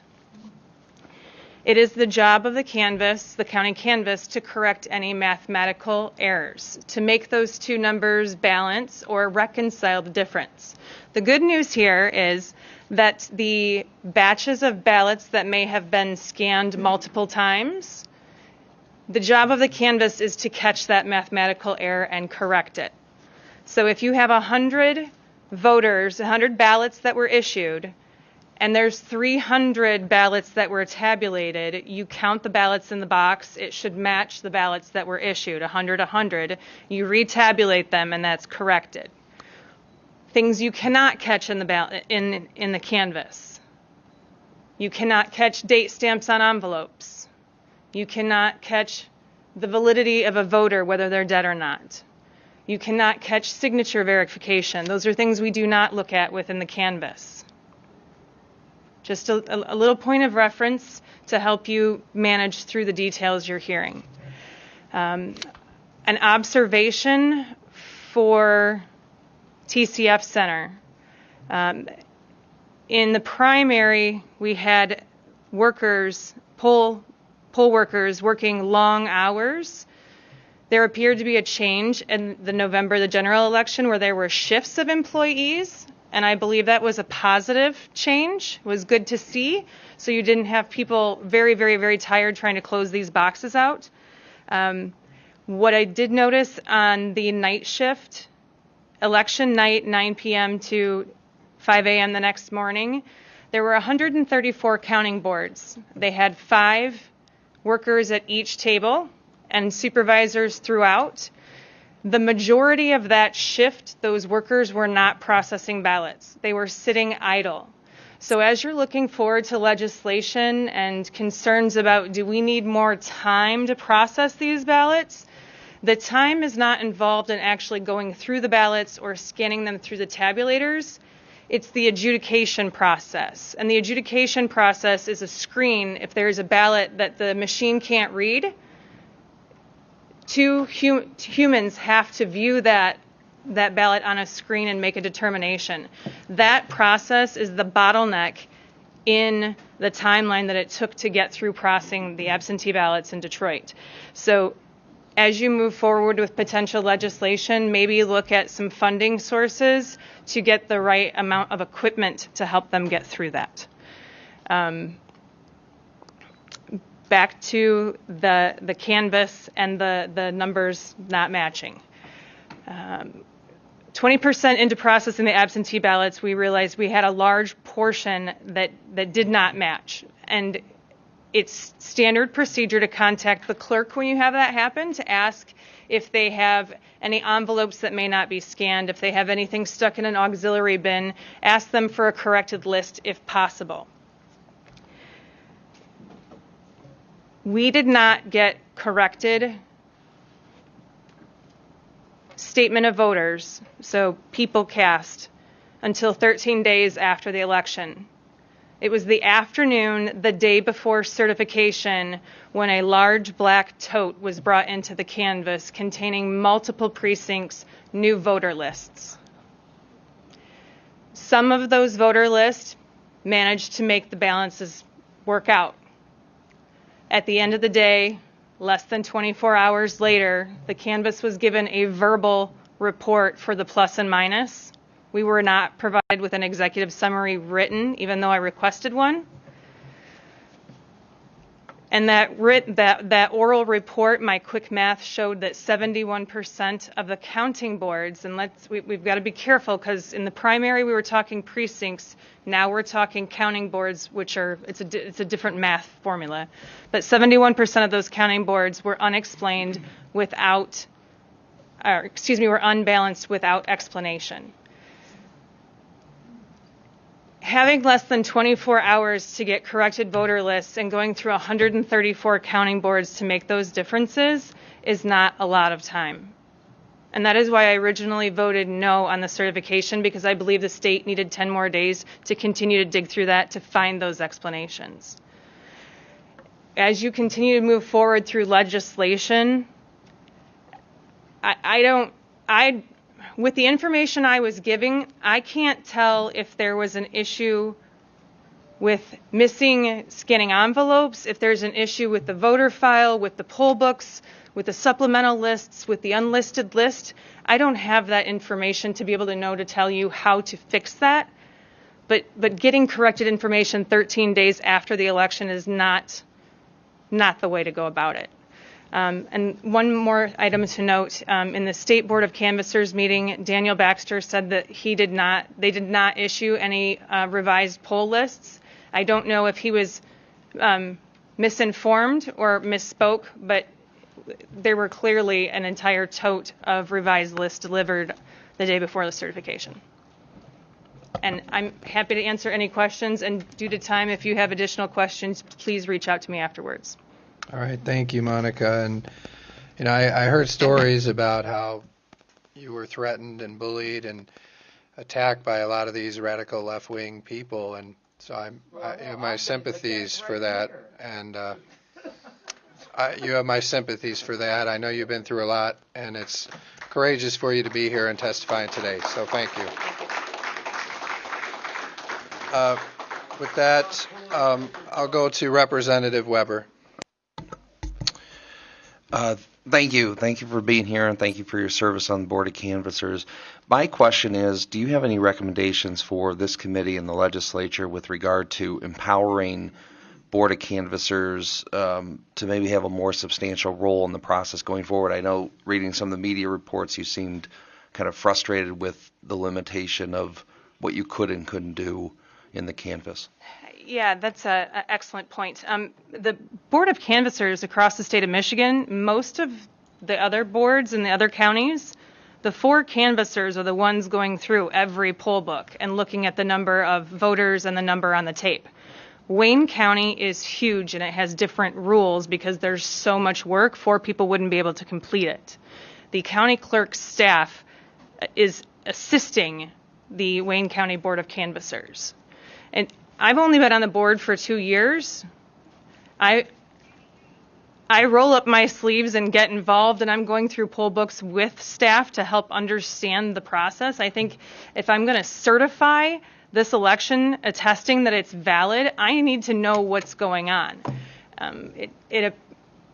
My understanding is that Wayne County operating differently has not been involved in the actual processing process that much. But in return, I think maybe what you might have been asking was more authority for the Board of Canvassers, because we have no control over what the clerk does. We have no control over the Secretary of State.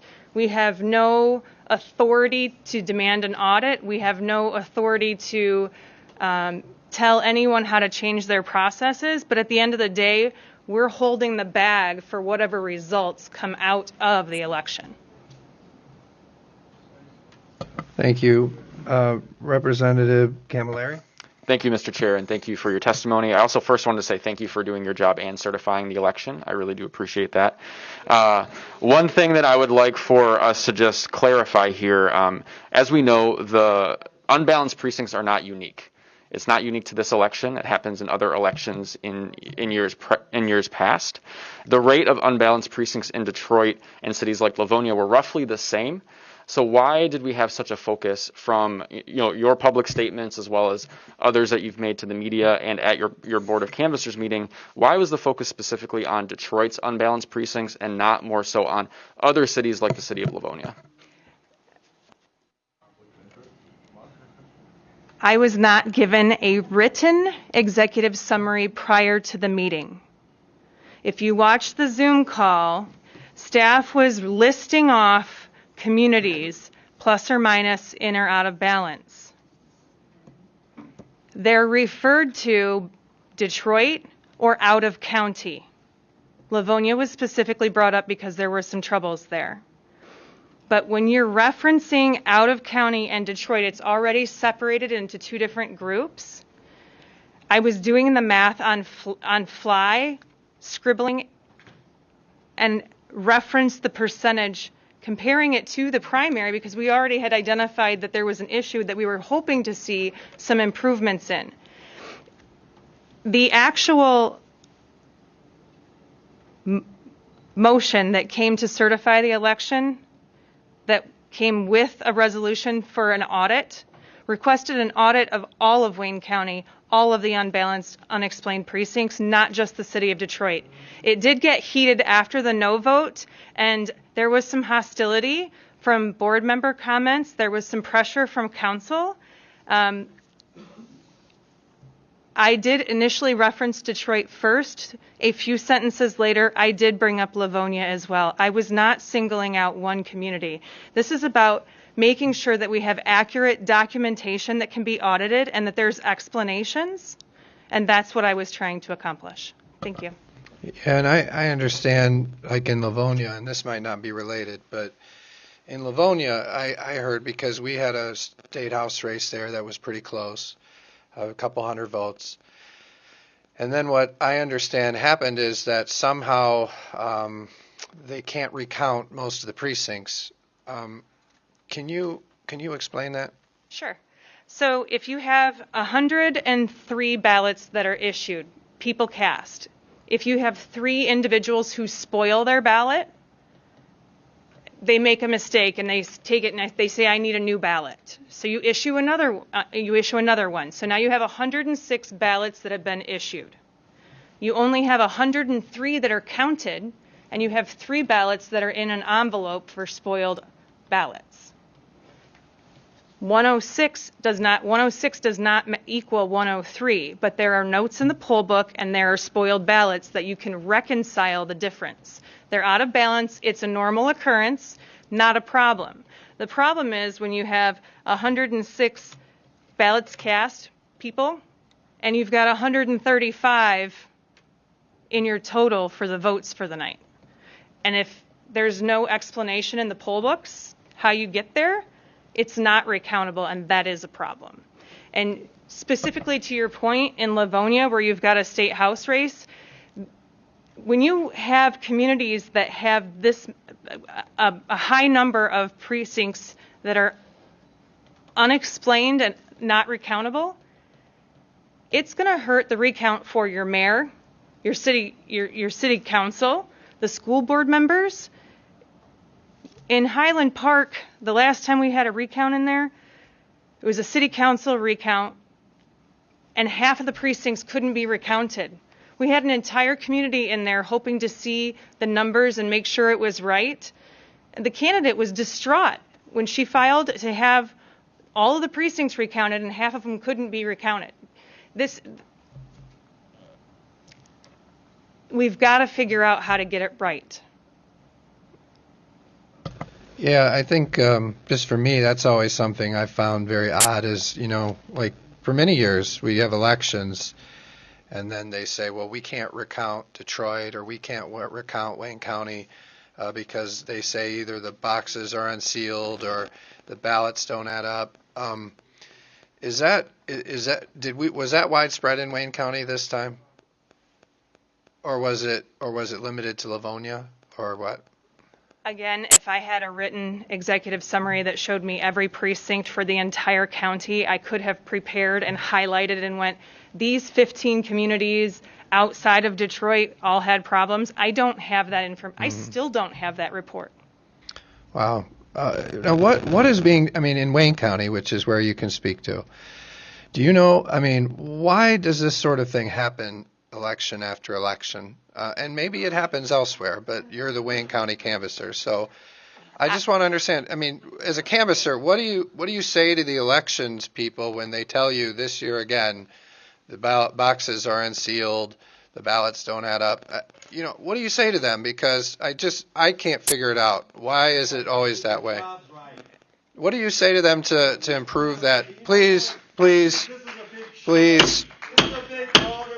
Please, sir. Please, sir. Please, sir. Please, sir. All right.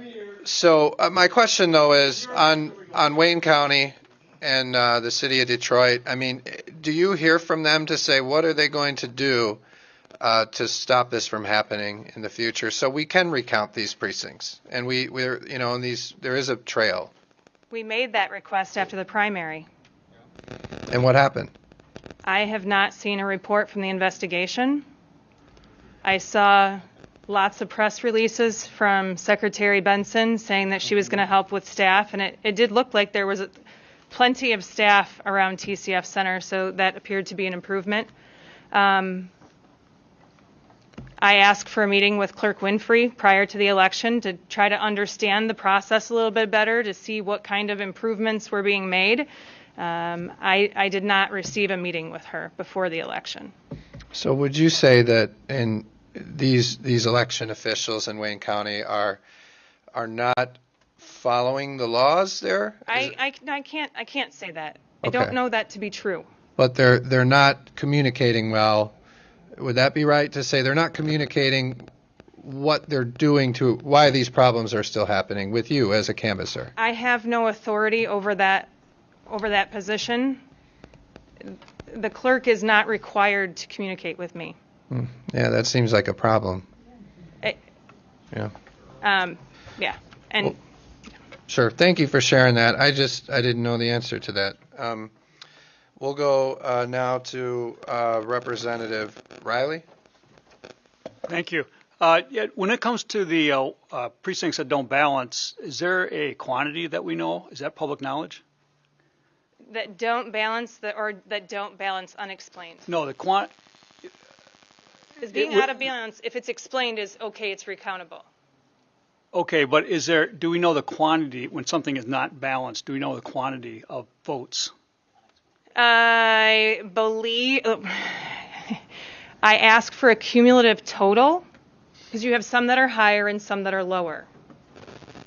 And the verbal number that was given to me during the canvassers meeting, I believe was around 400.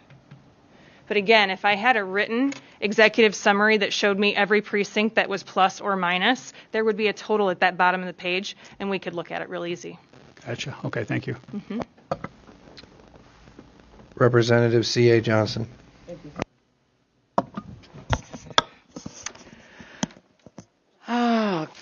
Good afternoon, and thank you for being here, and thank you for what you do, and thank you for your vote.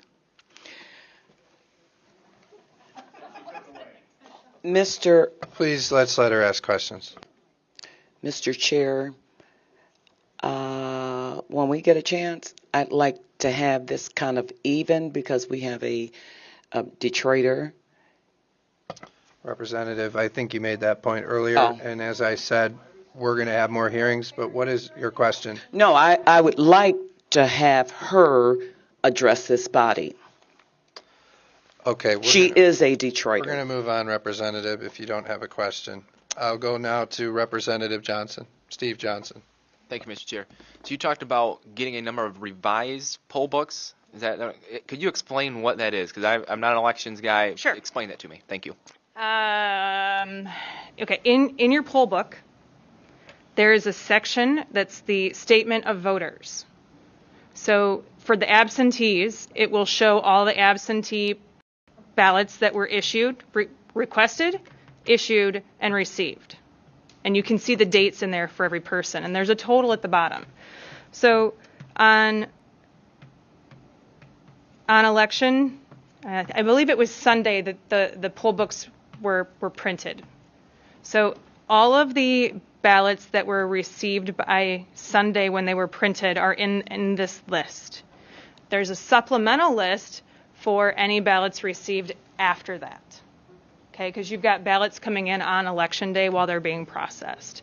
You add those two together once the polls are closed and you've got your total number of ballots received on election day. You add those two numbers together and that should be the total of ballots that you have sitting here.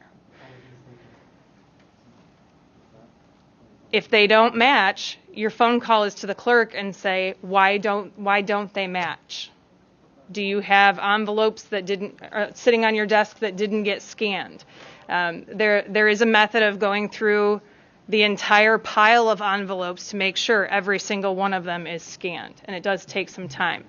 But in order to be able to make the mathematical corrections, how do you know, is my list of voters right, or is my number of ballots right? So you try to get, if there's any updates that need to be made to that list of voters, you try to make sure you've got that correct number to start from. Does that help? That does help. Now, is it possible for someone to, let's say we're doing an investigation audit, can we see the original poll book as well as the revised version, or is only the revised version out there? My understanding is that staff retains the original list and the revised list. Okay, thank you. Yes.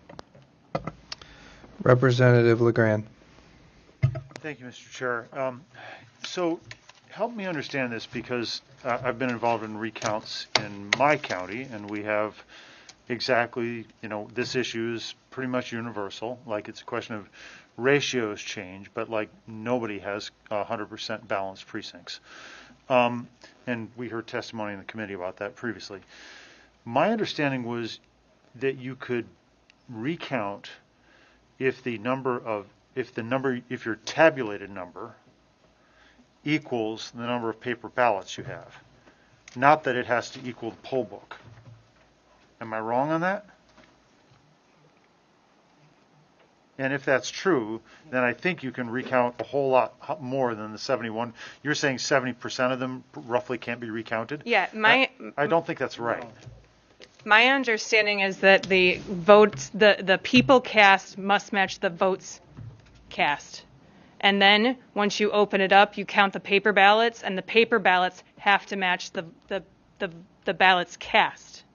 Correct, but then that makes that recountable. In other words, if there's a tension with the poll book at that point, it doesn't make that an unrecountable precinct. But in order to open the seal, my understanding is that they have to match.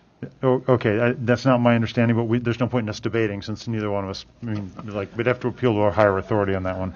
But that's not my understanding, for what it's worth, Mr. Chair. Thank you, Representative. All right, that's what the questions we have. So thank you for coming today. Oh, no, Representative Lefebvre, sorry, I'm keeping we've had so many people testify, I have so many tallies, so I missed that one. So Representative Lefebvre, thanks for waiting. Please, when you're ready, ask your question.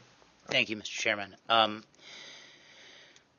We talk about big boxes, these big metal boxes that had the stamp of approval or not by the Board of Canvassers.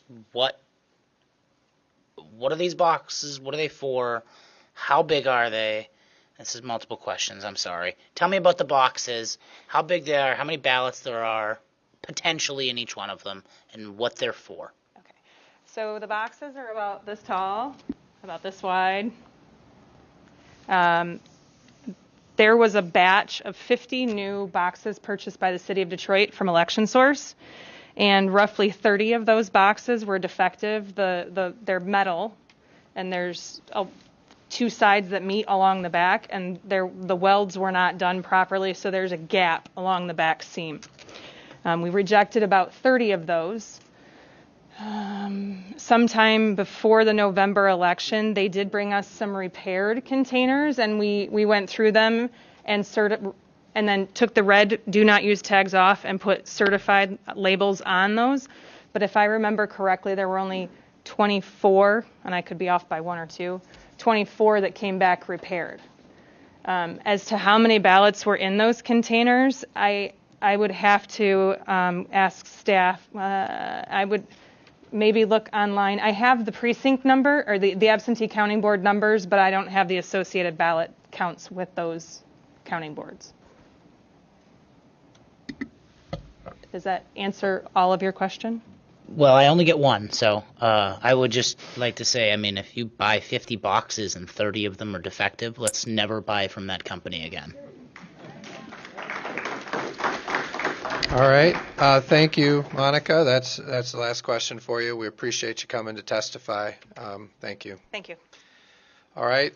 With that, Mr. Giuliani, we'll let you make your, any closing remarks you have. And it is an hour over what I said it was going to be. Sorry about that, everybody. But we wanted to hear these people. I know that many feel that these people haven't been heard. And so we wanted to provide an opportunity for people to bring forward their stories and be heard. And we've tried to do that today, as did the Senate, I think, yesterday very well, the Senate Oversight Committee. But we wanted to offer you an opportunity to speak, and then I will let each member ask you a question. All right? So go ahead. Mr. Chairman, this represents the affidavits of the witnesses that we didn't have the time to call. I make sure that button's pushed. Thanks. Go ahead. This represents the affidavits of the people that we didn't get a chance to call. There are hundreds of them, and they specifically allege similar acts of fraud, very similar to the witnesses that you heard. I find it puzzling that there seems to be such confusion about it. Maybe because of my background as a prosecutor, it's pretty obvious to me what happened here. The Democratic leader in Pittsburgh, Pennsylvania, or in Philadelphia, or in Detroit, or in Las Vegas, or in Phoenix, or in Milwaukee, or in Minneapolis, or in Atlanta, didn't wake up on election morning when all those mail ballots were going to come in and decide we're going to shut out all the Republican poll watchers, or as many as we can. I mean, we've been counting absentee ballots forever. I did it myself when I was a young lawyer. Republican sits on one side, Democrat sits on the other side. We don't have any problem with it. This was uniform shutting out of as many Republicans as possible. In Pennsylvania, 890,000 ballots were cast secretly, with no Republican getting a chance to take a look at the ballot. And in Pennsylvania, there are 600,000 more votes counted, mail votes counted, than mail ballots they can find. This is a swindle. It's a con job. It's a theft of an election. And it was carried out by the same method in the city of Detroit. And with all due respect to Detroit, several analyses of corrupt cities, my city, New York, comes ahead of Detroit. So I'm not saying this with any pride, but it happens to be one of the most corrupt cities in the United States. On any measure, I just checked online here, it comes in 4th, 5th, 3rd, 7th, 8th. Several times New York comes in ahead. So I wonder why the confusion about what happened. They stole the election. Not the first one they stole, not the last one they're going to steal unless you do something about it. But you do something real, not, let's see how we're going to fix it. You've been fixing it for years, and it hasn't gotten fixed. They've been stealing elections for years. And this time, they got a chance to steal it really big because of the ridiculous mail ballot that was created. Back in 1960, the mayor of Chicago, the most corrupt city in America, by the way, just in case, on all the lists, by far, we can all feel better. Chicago's the most corrupt. He helped to steal the 1960 election by holding back the ballots in Chicago So the Republican ballots would come in, and then along with a gentleman named Sam Giancana, they got the ballots they needed to elect their candidate. Last year, 2 years ago in Florida, the same thing happened in Palm Beach and Broward County. It was a 2-point election, Senate, governor.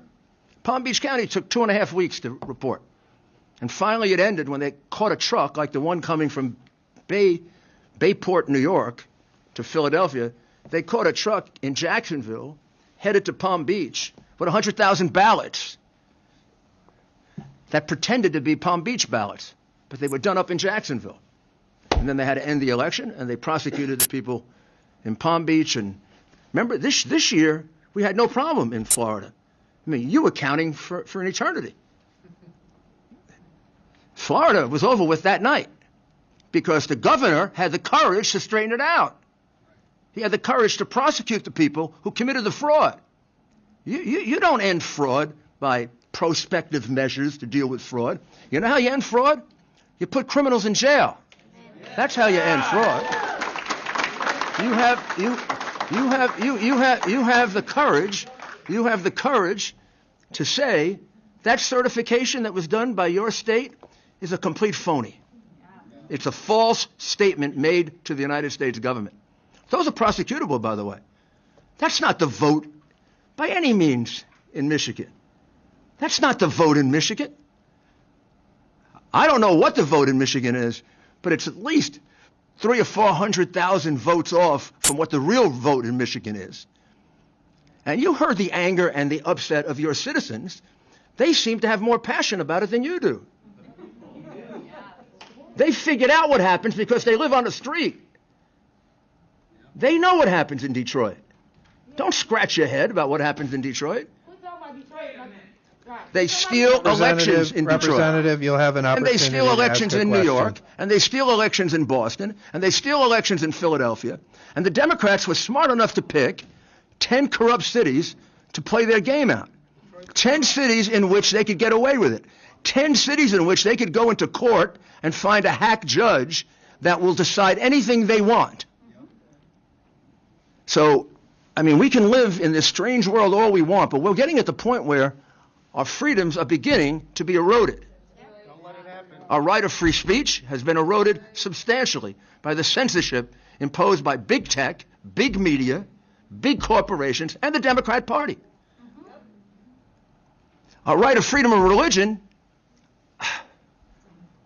with the ridiculous dictatorial way in which the COVID regulations are imposed on us, like they like to be dictators, these Democrat governors, they're taking away our right of the freedom of religion. Those are basically the two reasons we founded this country. Oh, by the way, there was a third, the right to freely and honestly elect our government. And they're taking that away from us, too.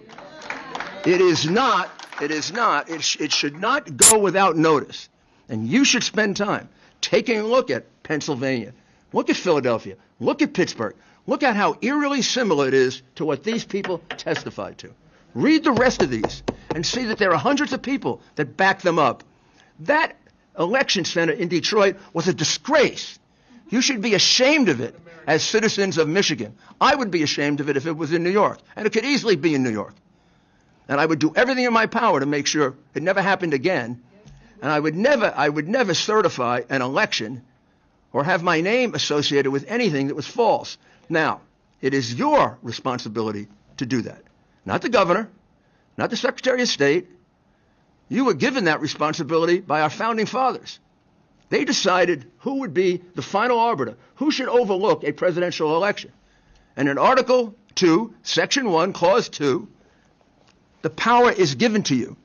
In the McPherson case in 1892, the United States Supreme Court made clear that you can take that power back any time you want to. Anytime. You can take it back tonight. You can take it back the day before the electors go down to Washington. You can take it back any time you want. And in case you think it's old law, it was reiterated in Bush v. Gore. You have the right to take it back. You are the final arbiter of how honest or not your election is in your state. And it's your responsibility to stand up to that. And All I can tell you is, we let them get away with this. I don't know what happens after this. This was a concerted plan to fix this election. There's no way that Donald Trump was ahead by 800,000 votes going to bed at night, that he was ahead here by 300,000 votes, that he was ahead in Wisconsin by 400,000 votes, that he was ahead in every state, that over a 4 or 5 day period with this ridiculously corrupt system of counting, they turned around with ballots coming in the back door, ballots being driven down from New York. There's no way that this wasn't stolen. And what it takes is courage. Courage. Not to be afraid of what's happened to these poor people. They've got guts to stand up to what the Democrats do to them. And it's not just the wild and crazy left-wing Democrats who do it. They do it as a way of bullying us. You can see their behavior in this hearing. I can see the difference in behavior between two sides. Maybe sometimes we're too nice. Maybe sometimes we're too decent. Or maybe we shouldn't change. But one thing we should have is we have the ability to defend ourselves and not let our people get kicked around the way those Republicans were kicked around. They wouldn't let it happen, and we shouldn't let it happen. Thank you, Mr. Mayor. With that, and I ask the crowd, let's be respectful. I think one thing I've made, sir, please, sir, you're out of line. Please, we're having a legislative hearing here, so. I've said all members of this committee, if they wish, can ask a question. I hope we're respectful about that. So with that, I'll allow Representative LeGrand. So, Mr. Giuliani, I really just have one question for you. We heard testimony tonight that you got an affidavit from one of these witnesses on November 8th, witness who talked about tens of thousands of ballots being riffed through a machine. We had another witness who talked about ballots being double counted, who said that her affidavit dates back to November 3rd. You opened your statement, you made, in your opening statement, you referenced 700,000 fraudulent ballots in Detroit, which is problematic given that there were only 250,000 counted. My question is, given that we have paper ballots in Michigan, why on earth did you not ask for a recount? Well, there'd be no reason to ask for a recount because you just recount the same fraudulent ballots. Once you have separated the envelope from the absentee ballot or mail-in ballot, you are forever unable to audit them. That's the reason why it is so critical that they be inspected. That's the reason why from time immemorial that's been done and honored by both political parties and honored in the breach by your political party this time nationwide. 71%. There is no way, when they recounted in Atlanta, they just recounted all of the same fraudulent ballots. There's no way to trace those ballots, and that's why the inspection is so critical. And that's why, please don't, I don't need help. Please, let's allow the conversation. Let's stop yelling in the crowd. Thank you. And the reality is, if your political party had not bullied, pushed people around, intimidated people, and stopped them from doing their job as inspectors, this would not have happened. Thank you. Representative Camilleri. Thank you, Mr. Chair. Mr. Giuliani, this committee heard testimony from a bipartisan group of county clerks in Michigan. One was a Democrat and two were Republicans. They testified that they found no evidence whatsoever of widespread irregularities in this election, and they lauded the municipal clerks and their teams who run elections in Michigan for their tireless effort and commitment to free, fair, and safe elections. Your team has now lost 39 court cases in the aftermath of the election, with judges ruling that there is inadequate evidence to support the sweeping claims that you are making and repeating here tonight, and the unprecedented relief that you are seeking. Yesterday, we learned that U.S. Attorney General William Barr has similarly found no evidence whatsoever of widespread irregularities that are worth investigating. If our local clerks, state and federal judges across the country, and the highest ranking law enforcement official in the United States cannot find any substance to or any merit in any of your arguments, why should we? Why should we sit here in the show that you are partaking in and taking around the country if no one has found any evidence whatsoever of any of your wrongdoing? And why should we not believe the reported attempts of you to try to seek a pardon from the president? What was the last part? That last part is not You're relevant attempting to seek the a pardon, so election. why is this not part of that? I will ask that he be disciplined for that. First of all, hold on. First of all, what he said is untrue. Second, that is a defamation of my professional character. Do you allow that? Do you allow that to happen in your legislature? As I said, reported. As I said, Representative, let's keep it limited to the germane issue here. So, Just for Mr. the Giuliani, record, let me just ask for the record, question. we haven't lost 39 cases. We've only brought 3. So you're wrong about that. Second, the reason why people are reaching those conclusions is because, like you, they don't have the discipline, maybe the intelligence, I don't know, to read through this, and to read 20 more like it. You can't tell me there's no evidence when I have a couple of thousand affidavits from people. You can't tell me that your credibility is better than the credibility of those people. They swore under oath. You didn't. And you seem very, very free to lie. Mr. Giuliani, I'm just you have hoping, a point of order? I'm just hoping to get an answer to the other questions about Mr. Barr and others who have disproven a lot of I gave you the answer. You have a point of order? The answer that I gave you is they didn't bother to interview a single witness. Just like you, they don't want to know the truth. Well, you probably know the truth. I'm worried about their not wanting to know the truth. Thank you. Representative C.A. Johnson. Well, I want to take the time to thank everybody and to thank you, Mr. Giuliani. And I will take the time to just give some quotes that some of my constituents made today. Our elected officials should be condemning. What is your question, Representative? Sir. I'm asking you, what is your question? No, I don't have a question. I would like If you don't have a question, then we're going to move on, Representative. No, that is not fair, sir. Representative Riley, our we're gonna move elected on. officials should be condemning, not. I'm sorry, you're out of order, Representative. You're out of order. You're out of order. You don't have a question. You're out of order. Representative, you're out of order. You're out of order, Representative. You're out of order, ma'am. You're out of order, Representative. Representative Riley. Thank you. Mr. Giuliani. So I just wanted to make sure that you were aware that there was real concern before this election by many individuals that there was going to be some crimes committed. And I think one of the ways that we saw that is when we realized that the training that was put on really revealed that it was going to be intentional to mislead some of the poll workers, et cetera, on what to do in the situations that were coming up. So prior to the election, when we saw the training, there was some individuals that made it public that they had gone to some of the trainings and reported back, actually had evidence through recording the trainings, and said, these people are going to, this is not right. And so it was not until that came out that and a lawsuit or a suit came out that said basically that was taken to the Court of Claims where they had to rule on this to say, you have to allow people to come up and do your job and get within 6 feet to do your job as a poll challenger.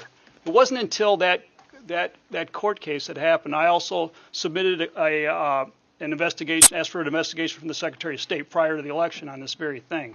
So I think there were some crimes committed when it comes to impeding what a challenger's role is. I believe it's a felony in the state to do that. And we have a responsibility, I believe, to do that. So I just want to make sure you're aware that we saw this coming and there was an effort to head this off. Well, I appreciate that. Only thing I would say is I believe it's much worse than you realized it was going to be, and it is not confined by any means to Michigan. I mean, this is what you are describing, cutting off Republican inspectors happened in 10 cities, all Democrat-controlled cities, all cities with a history of corruption, and in numbers that are not insignificant, in numbers like the hundreds of thousands. Enough to change the election. All right, and I guess Representative Steve Johnson. Thank you, Mr. Chair. Thank you, Mr. Giuliani, for being here today. The purpose of this committee is to search for truth. Whether you like it or not, the goal here is truth. What really happened? In that search for truth are things maybe we aren't happy with, maybe things we are happy with. It's led me to a couple understandings here that are going to probably make people on both sides angry. Number one, starting with Dominion. People that are essentially running our election, refusing to come before this committee and explain themselves. Amen. They are essentially a government contractor. We pay them, I assume, millions of dollars, and yet they will not come before this committee to answer tough questions. Amen.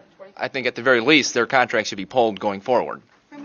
However, let me continue.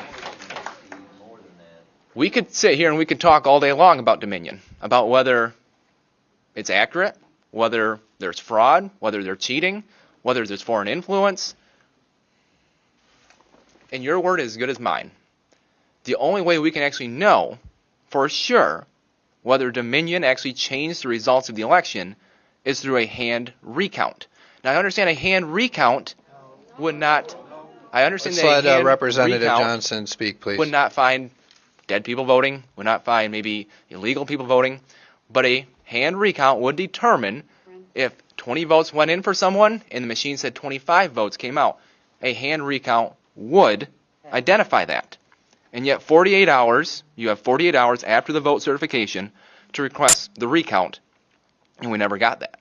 So instead, what we hear is a lot of talk, a lot of thoughts, a lot of allegations, but we had one opportunity to actually do this, and the Trump campaign did not make that request.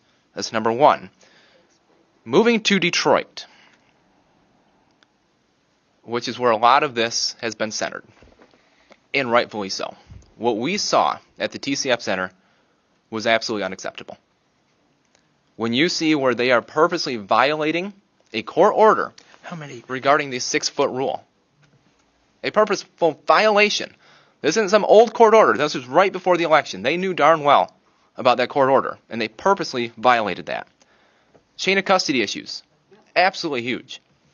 They have boxes that are open with ballots. Shocking. It's a box. You can't find a box that actually does its job. And then when you see, and there's video proof of this, not only just the testimony today, but you can see it online where when Republicans were being kicked out, they were being cheered. People were cheering when Republicans were being kicked out. And Republicans were not being let in to fill those spots. When you see the number of out-of-balance precincts, out-of-balance counting boards, not just this election, but previous elections as well in the city of Detroit, the citizens of Detroit deserve better. I quite frankly believe their city clerk should resign based off of their... Representative, I'm going to get my question right here. All right. However, looking at the votes in Detroit, the votes that are reported, 2016, Hillary Clinton received 234,871 votes. Biden this year, in a high record turnout year, 233,908. That means Biden received 1,000 less votes than Hillary Clinton, one of the most despised candidates of all time. Trump, 2016, 7,682 votes. 2020, 12,654. A 5,000 vote increase. So, to Mr. Giuliani, my question to you is, looking at all of the issues with Detroit, and there are a lot of them, how can we still justify that there was that mass cheating when still Trump's numbers increased by a net 5% versus years before? If someone were cheating, would those numbers not go the exact opposite direction? No. He might have increased by 10% if it were a legitimate vote. I mean, he was ahead here. He was ahead here by 300,000 votes, which was a massive surprise. Also, let me go back to why we didn't ask for a recount. doing a recount of the machines is not going to give us anything but the same false result. What we need is a forensic examination of the machines. Number two, this election was, I don't know how much the machines are going to yield anyway. This election was stolen by mail-in ballots. Those are the ballots that were stuck in the machine 8 times, 9 times, 10 times. Look at the numbers. I mean, Biden, I'm guessing now, I've forgotten the numbers here, but Biden got like 80% of the mail-in ballot vote, and Trump got 75% of the election day vote. So we're not going to quarrel with the election day vote. The election day vote is not what stole the election from us. It's the mail ballots, the ones that they wouldn't allow us to inspect. I mean, do you really think, Representative, that they shut us out from inspecting the ballots because they were handling the ballots honestly? I mean, do you really think they en masse pushed us out, put us in corrals, pushed us away, went to court to fight whether or not we can be close to the ballots? You think they did that because they were doing a very careful, honest vote? I doubt it. I've been very clear that I think there's some major issues there. But when you talk about the... Yeah, but those major issues, when you look at the numbers, the major issues, when you look at the numbers, are astounding. Hundreds of thousands of votes were counted there. And I have no idea what a recanvassing of the machines would do for us. A forensic examination of the machines might do something. And in fact, we would like to have the opportunity to look at the rest of those machines in Michigan. I don't know why you're not looking at them. I mean, whatever you want to say about Dominion, read its history. Read the history of Dominion, and you will get an idea of what a crooked company it is, which maybe is the reason they don't want to show up here. They really don't want to tell you that the two of them that own it are Venezuelans, and they brought the two Smartmatic owners, they brought the two guys who are Canadians down to meet Chavez just 2 years ago. They don't want to tell you that. They don't want to tell you about the 5 elections in South America that they fixed. Just read it. Just look it up.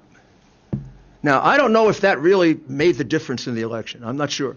But I do know their plan was to steal this election based on this massive mail-in vote, which, by the way, we have for 20 years been warned against.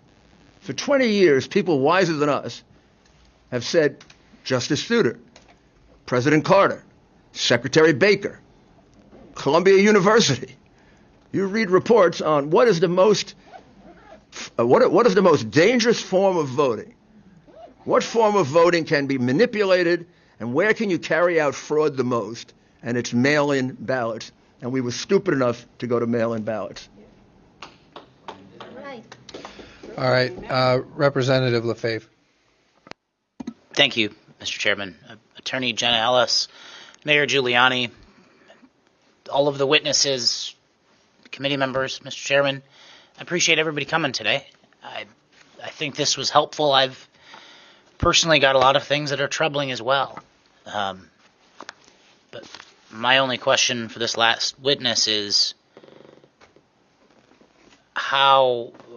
what specifically do you want us to do? Is it you're coming here today and saying that based on all of these concerning issues, you want the State House and Senate of Michigan to hand the president of the 16 electoral votes for Michigan? Is that what your ask is today? No, I didn't ask that.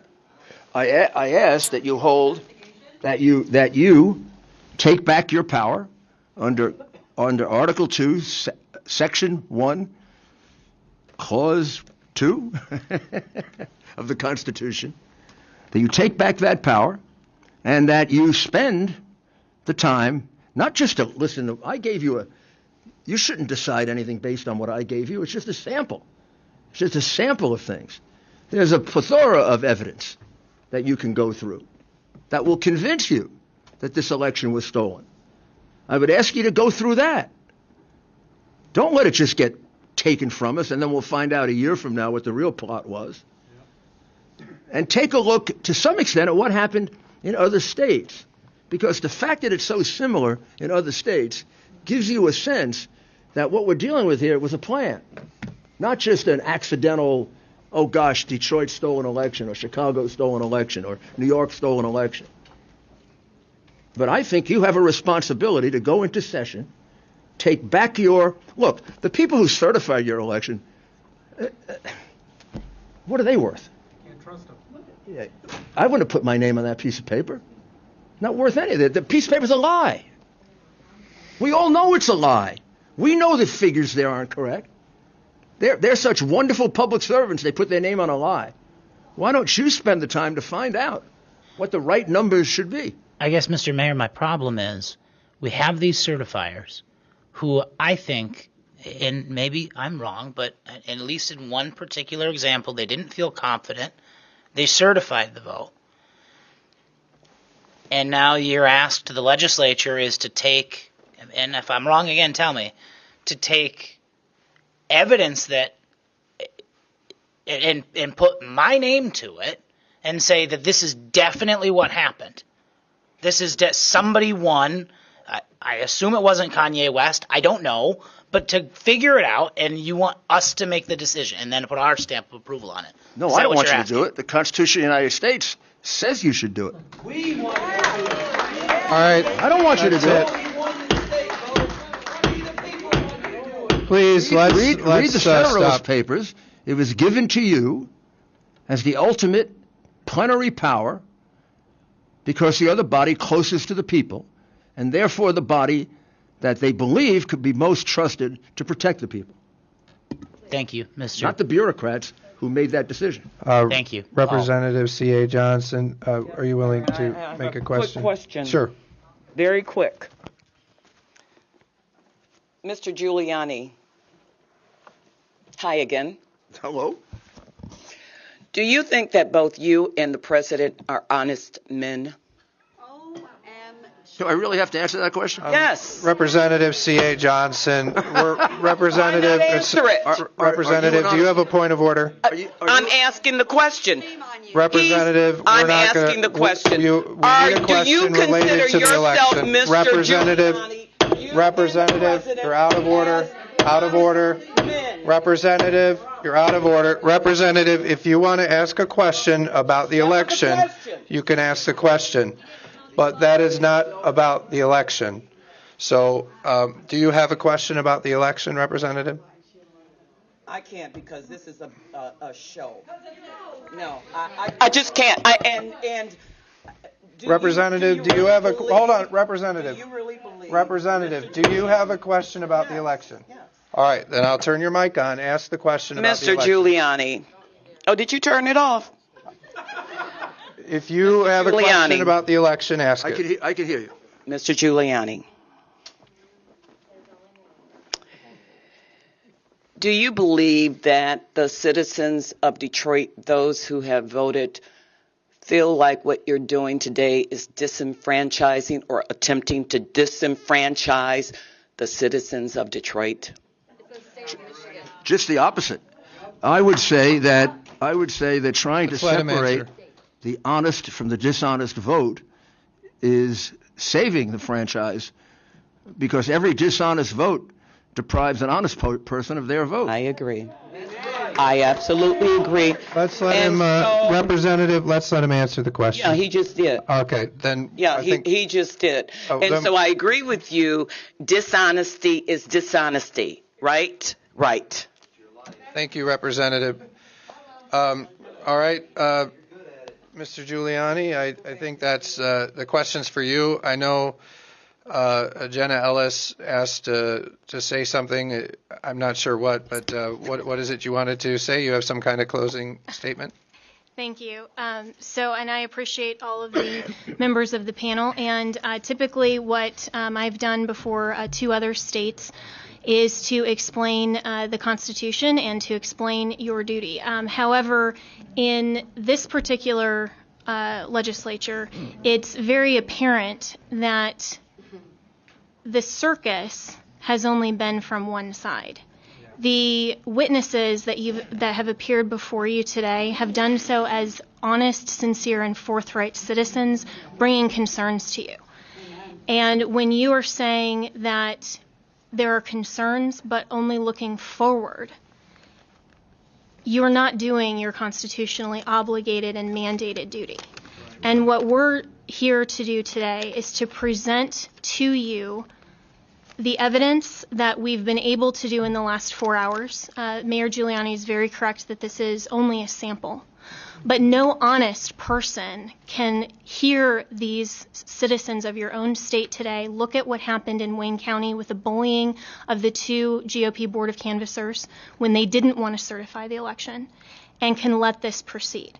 What the Constitution obligates you to do is to take back your plenary power because the certification was false, clearly. And you can do that, and you should do that, because you have an obligation as state legislators. Now, normally when I've testified in front of state legislators, it's about policy and it's about legislation. This isn't about policy. It's not about politics. It's not about Democrat versus Republican. It's not even about President Trump versus Joe Biden. This is about election integrity. This is about making sure that the people of the state of Michigan are not disenfranchised based on fraud and corruption. That's the reason that we are here. And I asked you at the very beginning to put aside your party and your preconceptions to listen honestly to the people who've appeared before you.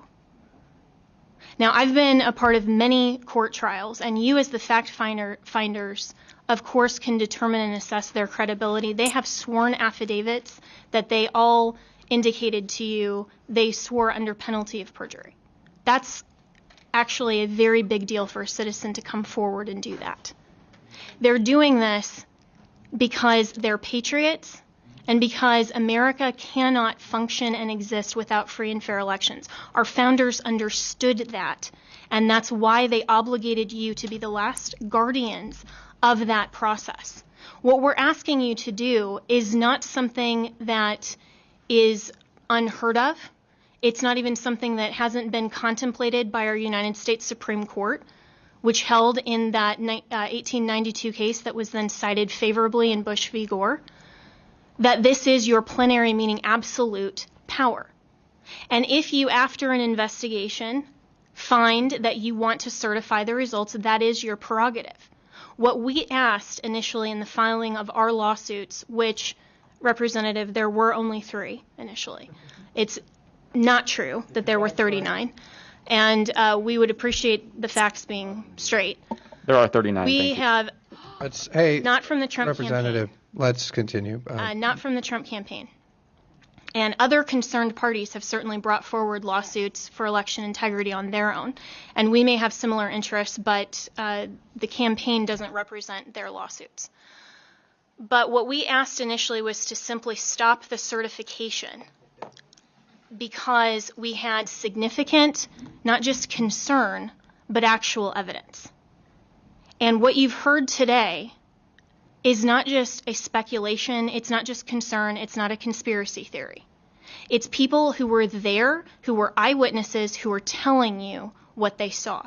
This was election officials who have violated the laws of your state that you as the General Assembly passed in order to preserve election integrity.